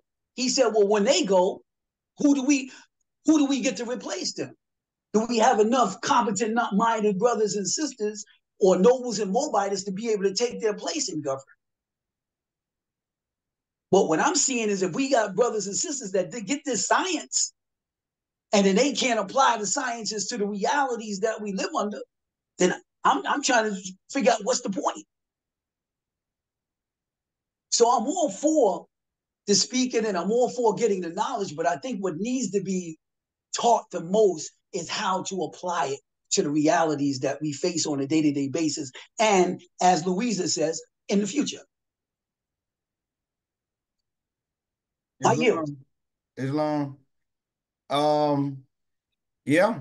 And so, that's the structured study group. So the question was asked is, what's the study groups that the people have that we have on a structured basis so that we're able to do what the brother said and what the sister just mentioned or major concepts that need to be addressed. And so the study group serves as a place to facilitate those conversations. We can't do it all today. I know everybody wants to speak. We don't have that all the time today to do it. So that's why I mentioned, that's why I'm pushing for you all to begin to start your own study groups, which you can use. We come together. You can use our Zoom accounts. We help you design your PowerPoint presentations to project what you're saying today has to be projected on the PowerPoint screen so that we do the recordings. We put it on the Cuno's YouTube page. We can help promote what Sister Larissa is saying, what Brother Help L is saying, because it'll be recorded. And so with the study groups, when you all facilitate the study groups, we're able to get more and more people on because it'll be systematic. It'll be every other, whatever you all choose. And we'll be on supporting as you all come on and support myself, as you all support the Cunos, etc. We all get on and we support. We send out to our friends and family. If they miss this one, they can get on to Larissa's when she does hers. I can say, you missed this Wednesday, she doing it this Friday. I agree with what's being said. I want to be clear so that it won't be done to me, the confusion brought. I agree with what's being said. It needs to be done. It needs to be presented where the people can receive it in this time. And so the way that that's done is us having what Shem is presenting, what Brother Abdullah's been presenting. A structured study group, exercising political legitimacy, knowing what it takes to exercise it. And so I agree with what you all are saying. I encourage you all, let's start having systematic groups where we can get us onto these Zooms, where we can listen more to the sister Larissa.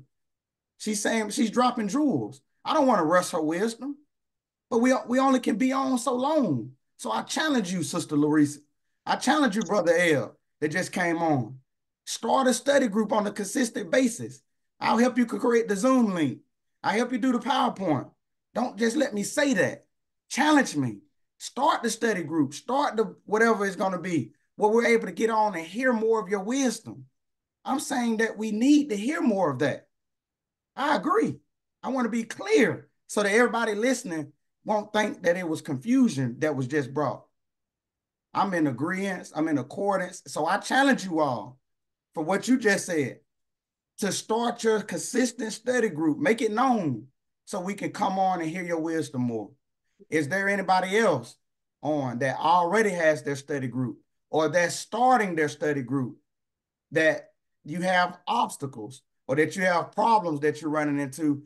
The reason why we don't know about it, the reason why it's not a set date, the reason why it's not a first and third Monday, the reason why it's not a first and third Friday, the reason why it's not one Saturday out of the month. Why is this not happening if this is what we got to do?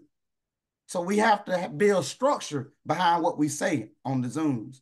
There needs to be systematic structure behind it. I'm here to support you. So I open up the floor.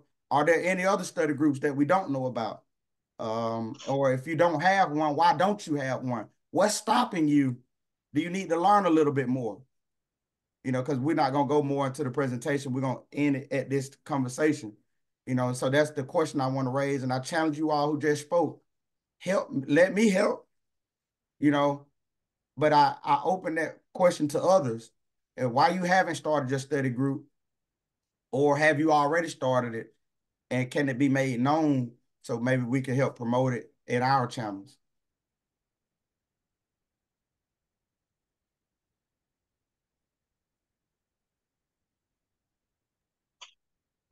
I just want to add on, as Brother Quasi said, I don't mind helping as well. That's something I do mine on Canvas, and I use a couple other apps, but I don't mind helping. He doesn't mind helping. If y'all need help, just reach out to us. We in this for the long haul. We in this together as a whole. We're not doing this individually. So, yeah, I yield. Islam. Well, yeah. I'd actually be in Pete's Coffee. But it's like the brothers, they don't always be there.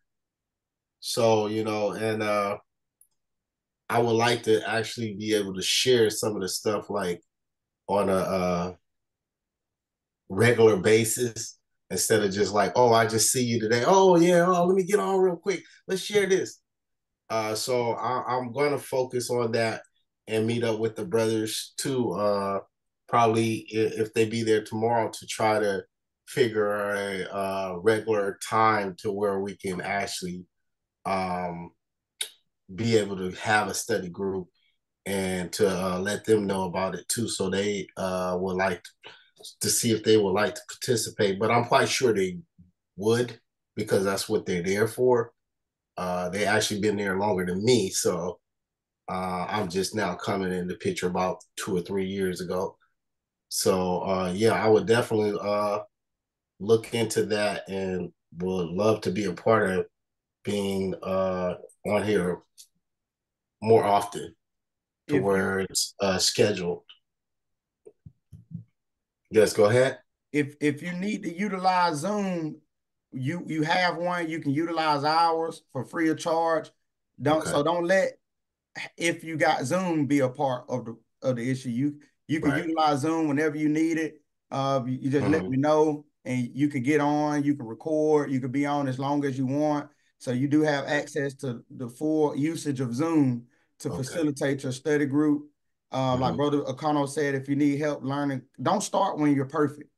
Yes. We show you the basics of Canva, and we just put it on Canva so that you can screen share it on Zoom and you all can record it. You can start your own YouTube channel, you know, or you can direct people to what Akano already had. Get them to subscribe so they can see your stuff along with the other stuff. But you can utilize Zoom. if we need to help you conduct your first few presentations, we'll help you do that. And yeah. So go ahead. if I may, so I do already have a YouTube account that's kind of up and running and got a lot of subscribers. But my daughter, she's 10. I don't know what, I mean, I know that she actually took over the YouTube and made it go like that. So I would have to like convert it back to me actually operating it. So that's not a big issue with the YouTube. I already have that part.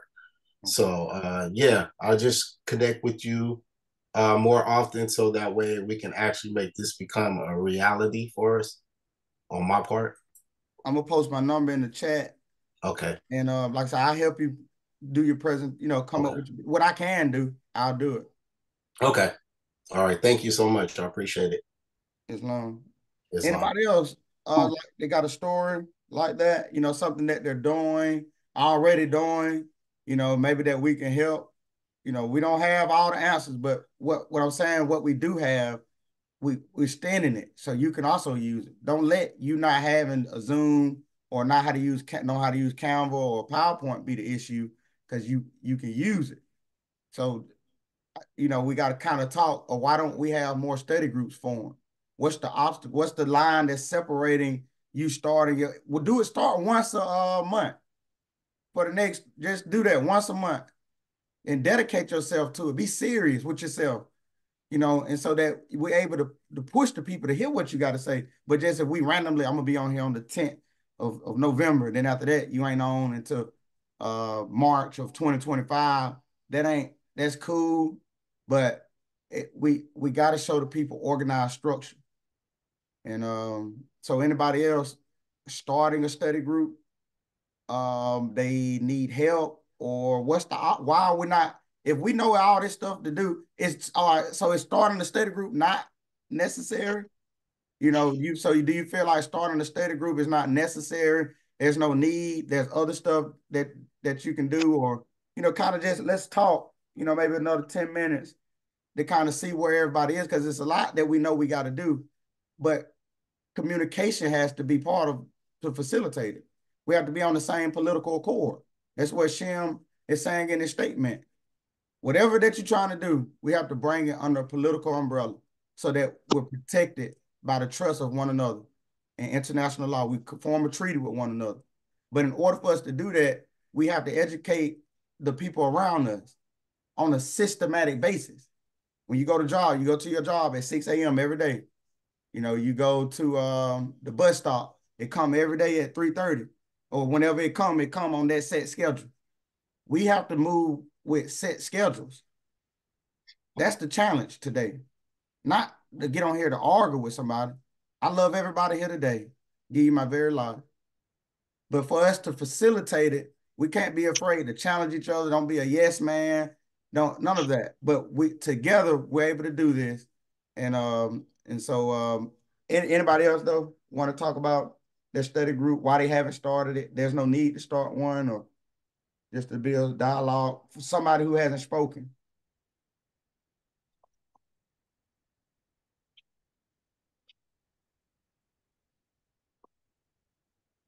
And so that's a weakness that we address over time. But that's and I know what it's cool, and it's gonna grow organically. It's gonna grow organically. Like I said, I'm still a student myself. I'm putting myself vulnerable so that others see that they're able to do it. I didn't come to you perfect, but I'm still challenging you. I'm still gonna do all of that so that we iron sharpens irons, and that we can become better. That we see that all we got is each other. And so if you haven't started your study group, know that that's part of what we're facilitating. So you can duplicate. You could take the same presentation and reintroduce it, but you promote it. Get your people on, your family members on, so they can hear you talk, see what you got going on and what you're a part of. You can use the same presentation. You can listen back to the presentation, go to some of Connor's presentation, create a presentation out of a presentation.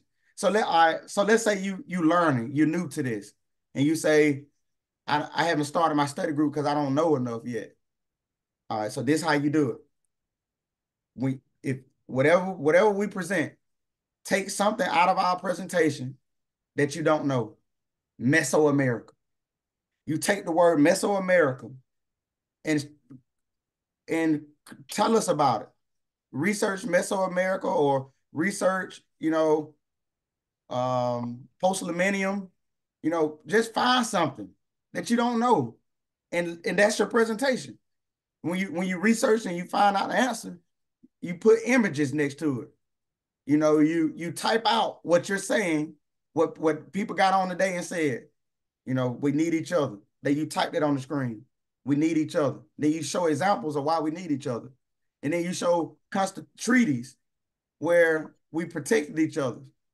We needed each other for political legitimacy, dealing with like the Bashars, the Bays and Days. We needed each other then. And so we need government structure. We're not in disagreement. So we know that we need each other, And so you type that in your presentation. And then you use treaties to show why we can't do it alone. You show coats of arms where that mean there was a military, meaning there was officials and officers that ran the military. So we always need each other. But that's your presentation. So you come up with a presentation, but you use, legislation. I use diplomatic letters, not just legislation. You use diplomatic letters of correspondence. You use treaties. You use books, thesis to support that we need to work together. And so you form your presentation around working together, but you use, international law to show the means of what a state is, permanent population. So that means we got to work together to facilitate a census. You can't facilitate a census by yourself or a seal or voting, but voting for Moorish officials though, and not for foreign officials. And so you show these demonstrations on how we need to work together in your presentation. I'm just saying that so we have a means of getting started. You don't have to wait till you know something. You already know something. That's why you're here now. That you're here on the study group means because you know enough to know that you need to be here. So you already know enough to portray and construct your own presentation. It don't have to be at the level of a Kano or this, whatever level you think this is. And I'm sure Abdullah Bay sit back and say, he missed this. He could have said that better. He forgot to mention about the treaty of this. So you just grow gradually. Don't think that we so superior because we got pictures and we using big words. Just let's get started. Let's get started. And so anybody else want to just say something that about the topic at hand?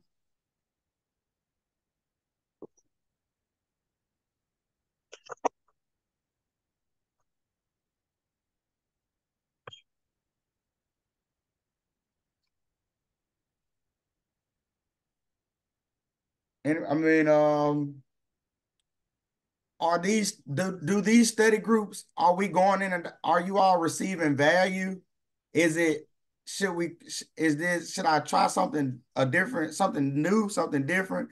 Is this a way to educate the way that we're presenting it, or does it need any criticism or advice on how we can help others start their study group?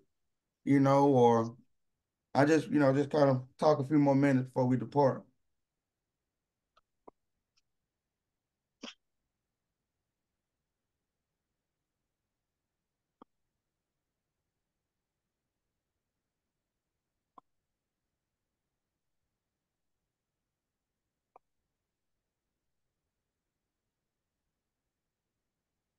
Okay. Well, the next study group will be, let me look at the date. It will actually going to be next week. It's going to be June 26th at 8 p.m. And I'm actually going to just finish this presentation. And then we'll do a recap. And then my next topic, I'll show you all what my next topic is going to be. But I'm going to have to change the date because I thought we was going to get finished today. Let's see. See y'all slide. But this will be my next topic after we get through with this one.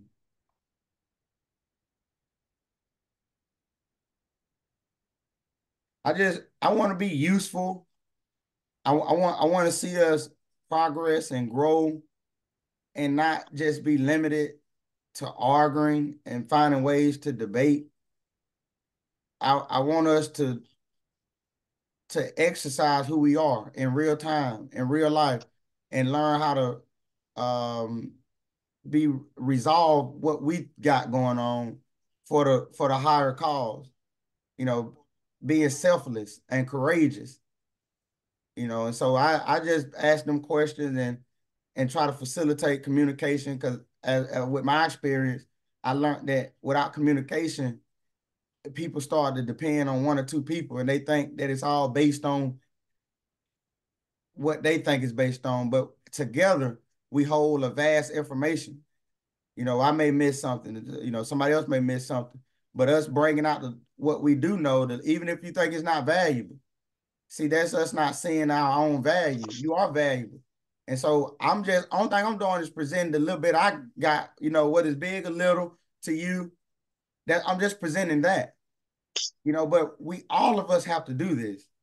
It's not just a show, you know? And so I just focus on this because that's going to be a weakness if we can't voice ourselves.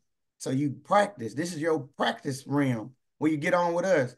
If we criticize each other, so that when you going back to your community to get them on your study groups, you've been practicing with brothers and sisters who understand that it takes practice. It takes for you to get on and stumble over your words, say a word wrong, get a fact incorrect. It take that to be able to begin to present, so that more the mass community outreach don't mean we just keep doing our study group every second and Wednesday, every second and fourth Thursday, more is Monday. It means we grow and we have more study groups available. That's how we have more people that can get on. It becomes a more stronger vehicle. And so I just doing what I think I need. I'm saying what I think I need to say, and trying to be consistent so that you all can build trust in what's going on. But that's a weakness that we're afraid to talk, that we haven't came to the level where we can discuss issues that affect our children, that affect our babies, that we have nothing to say, on the stage like this. That's a weakness amongst us. And the study group is going to be this: silent weapons for quiet wars. And this is going to be kind of hard for me to do, because I'm going to be learning as I'm doing it. As I present these study groups, these presentations for the study group, I'm learning. When the research part of it, I'm learning. I'm researching, I'm reading, I may write and ask somebody some questions. Call Abdullah, what you think about this? And so if that's part of what got to be done. And so this will be the presentation: silent weapons for a quiet war. But I'm gonna put that in the context of how they use color law in displacing our status.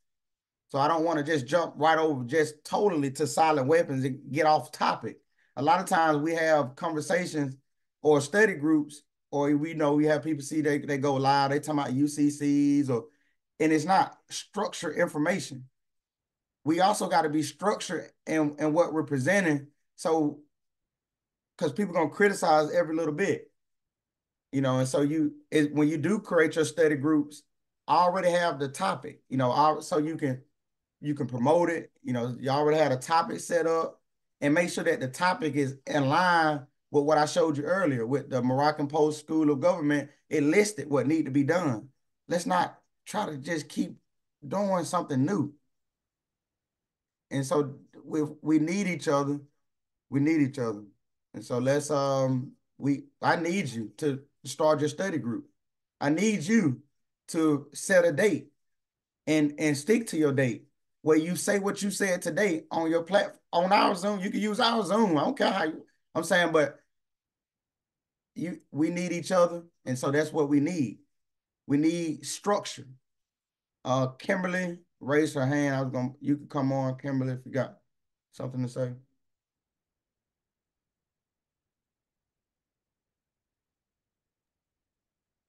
Kim, did you have your hand raised? Yes, I was just going. Okay. Can you hear me? Yeah. Okay, yes. I was just going to say, just to be transparent, I know when I try to study, it's like with it being new to me and so much information, it's like I'm just going down a tunnel because I'll get to something else, then I'll go research, I'll get to something else, then I'll go research. So my question is, or suggestion is, if you or anybody else, if you all have a certain method of how you all study different topics, if that can be shared, and it may just be me and how I study. The reason why I can't streamline it and I get sidetracked with other information, because anytime you read something, there's like more than 1 or 10 things that leads to another world of learning. So if you all have like a certain method of how you choose to study a subject, if you all could share that with me, I would greatly appreciate it, because I really want to share that with a group of women that I work with on a regular basis. And I would love to be able to present that not just to them, but to their families. So if you all have a method or a way you all study that you can share with me, and it could just be me, like I said, I would greatly appreciate it, because I definitely need it. Anybody want to answer that? Yes. Let's look at Akono. Please look at Akono's presentations, Quasi's presentations, and our presentations on the Morocco School of Government International Law. They're PowerPoint presentations. And see that structure. So follow that structure that Quasi has, Akono, and myself. See how they have a subtitle, the title, subtitle, how they structure their presentations. See how we structure our presentations. That's a process of studying. Okay.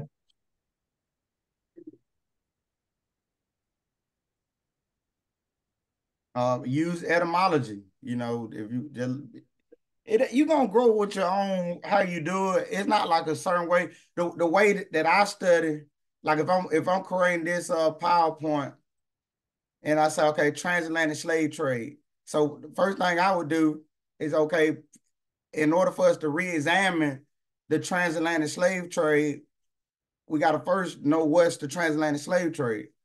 How can I examine it if I don't know what the transatlantic slave trade is?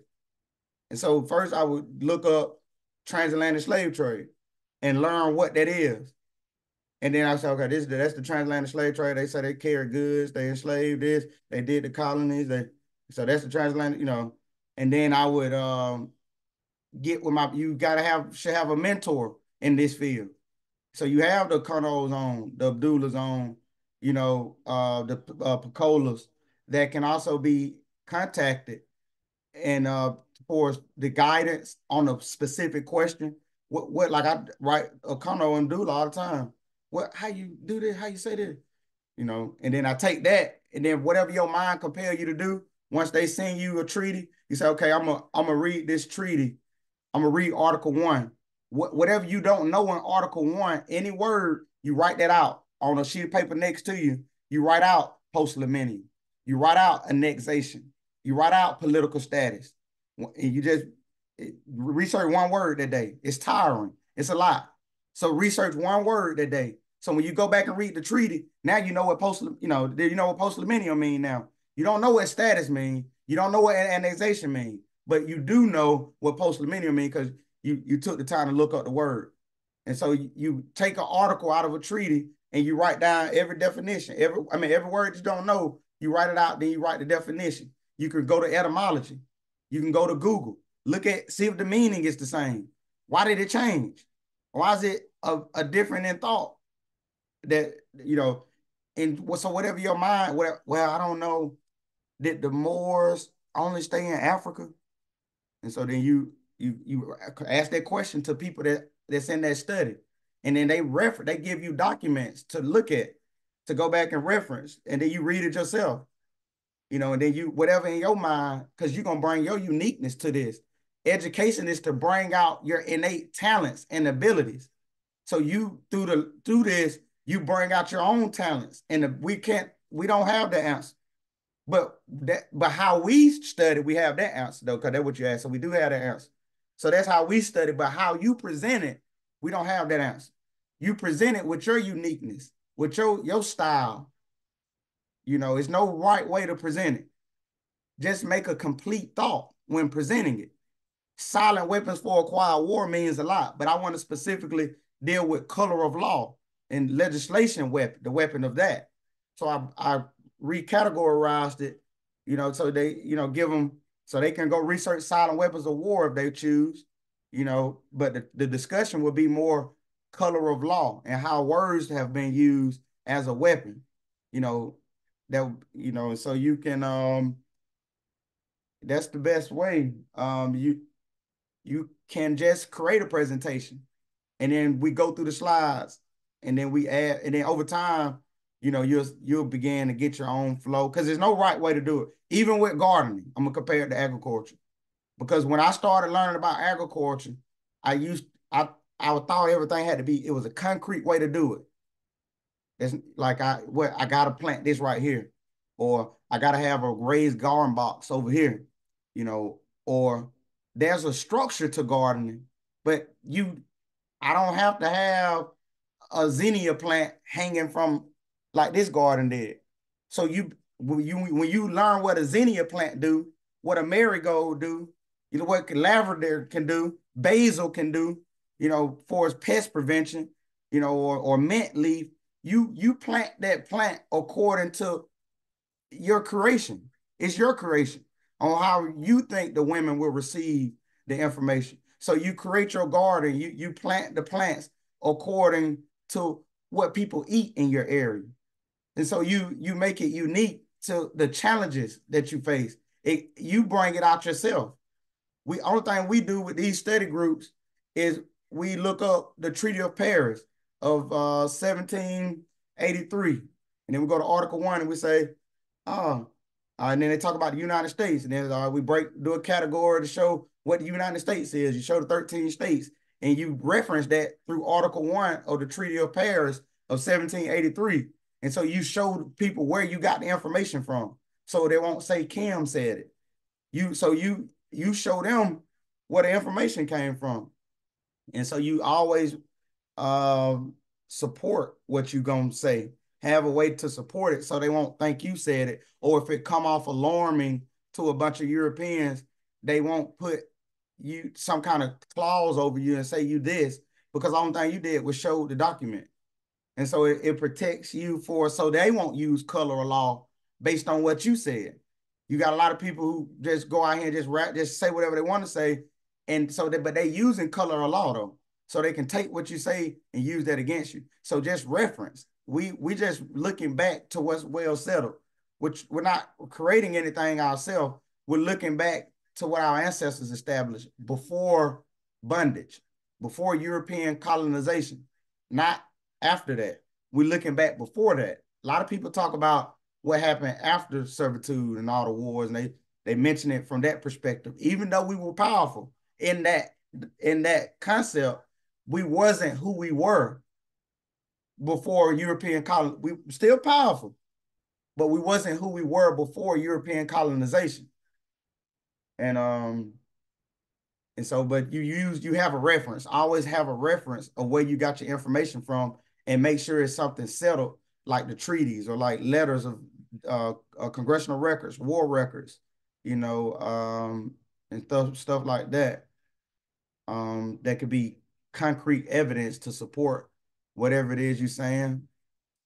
And I always ask somebody else for their opinion.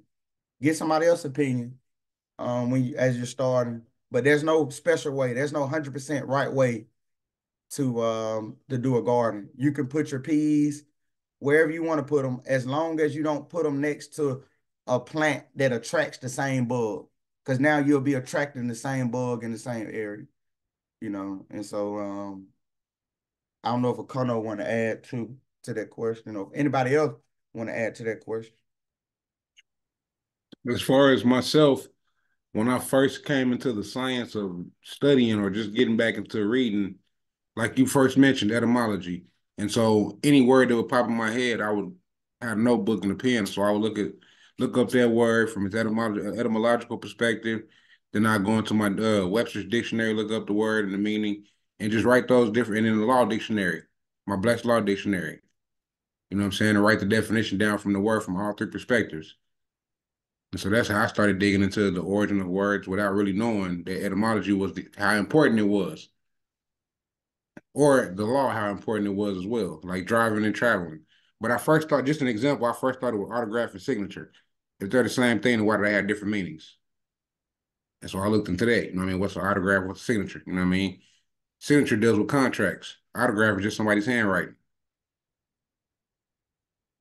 But yeah, I mean, that's it. I mean, just get you a pen and pencil or pen and pad, and whatever you come to your mind, write it down, look into it, research other sources. Don't just research one source. And then, like Brother Quasi said, ask questions, you know, himself, myself, Abdullah, Shem, anybody that's in this class.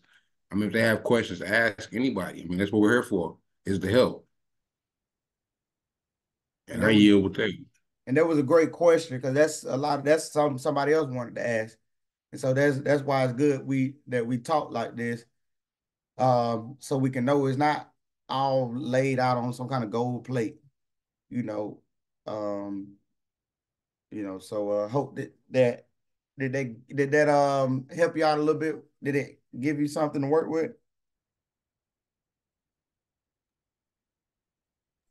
Yes, thank you to everyone for your input and all the resources.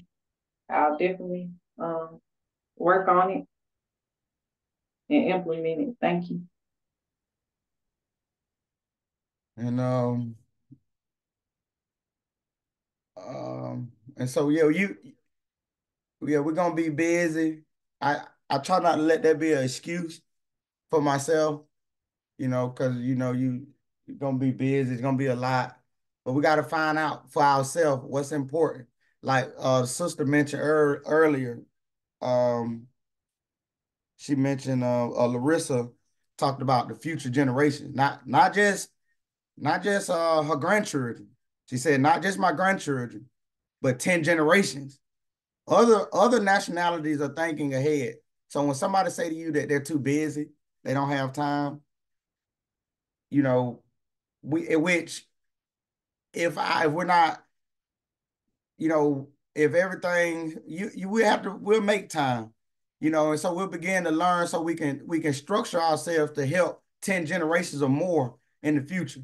It's not just about our grandchildren. A lot of people say I raised my children, my grandchildren good. It's not enough. What you did for your grandchildren is good. Great job. But that's not enough to secure their protection.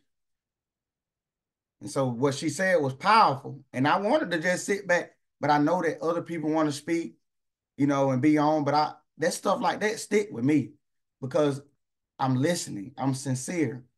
I want us to evolve. And so we may have to put aside certain things so that we have enough time, because it takes time to be able to, you gotta have time, and you don't want to overwhelm yourself in the midst of doing all this, because there are a lot of distractions going on, a lot of color going on that's amongst us, that's meant to suppress our unique abilities.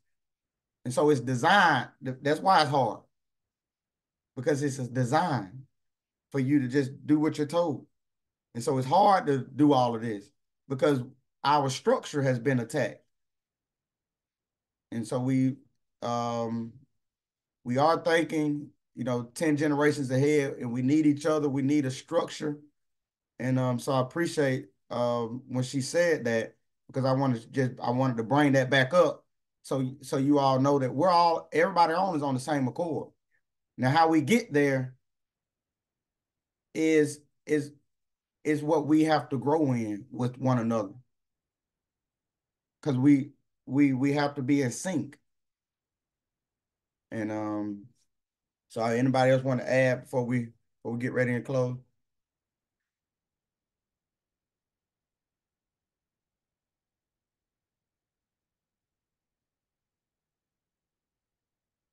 All right. Well, peace, everyone. The next study group, as I mentioned, will be next week, June the 26th at 8 p.m. Continue to send it out to families and friends. It'll be the reanalyzing the transatlantic slave trade part 5. And then we'll do a recap after that. And so don't post this silent weapons for acquired war. That date has to change now. Okay. And so I appreciate you all. Know that it'll be obstacles. Tomorrow there'll be an obstacle. But I learned obstacles are part of our growth. That's without an obstacle, a man doesn't know what it was in the Quran. Without a foe, a man doesn't know, his true abilities unless, and so the obstacles are necessary that's before us. Don't look at them as if they shouldn't be there. They need to be there so you can prove. You said to the world that you was gods, kings, and queens and all of that. So now it's time to just prove that. It's time to put it to fruition, to put it to work. And so don't be discouraged in between the study groups. Know that it takes time, but as it grows, it starts to produce at a higher rate, like with our garden. We harvesting stuff. Y'all gonna see pictures next time. So we don't think I'm just talking, just saying whatever I want to say. We got plenty of food. We're growing plenty of food without chemicals. We're doing that. And so it started to grow super fast. It started out small, a little box, literally a little box. We started out with 4 or 5 pallets. We was growing, but then as it grows, it becomes something functioning at a higher level. So we can't base what we are now. We look at where we're headed and we take the steps to get there. And so I appreciate you all with your dedication and everything that you're doing. I'm just just trying to do my due diligence. I don't put myself on any pedestals.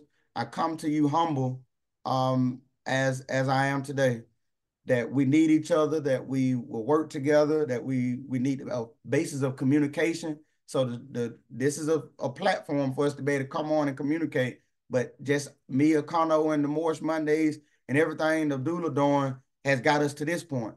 Now it's time for us to be able to do what he did for the other unconscious people and begin. And so we can't put it all on just a few of us. We have to do what Abdullah did for us. We have to do for the next people coming in. Can't expect Abdullah to do it. Can't wait on him to do it all. He brought us, we're here now. So now it's time for us to duplicate what he already did. Don't try to recreate everything. Let's build trust in the process and what we're doing. And so you all be smooth, and I'll see you all on the 26th of June. Peace and love and light. I say Islam. Islam, brother. Peace.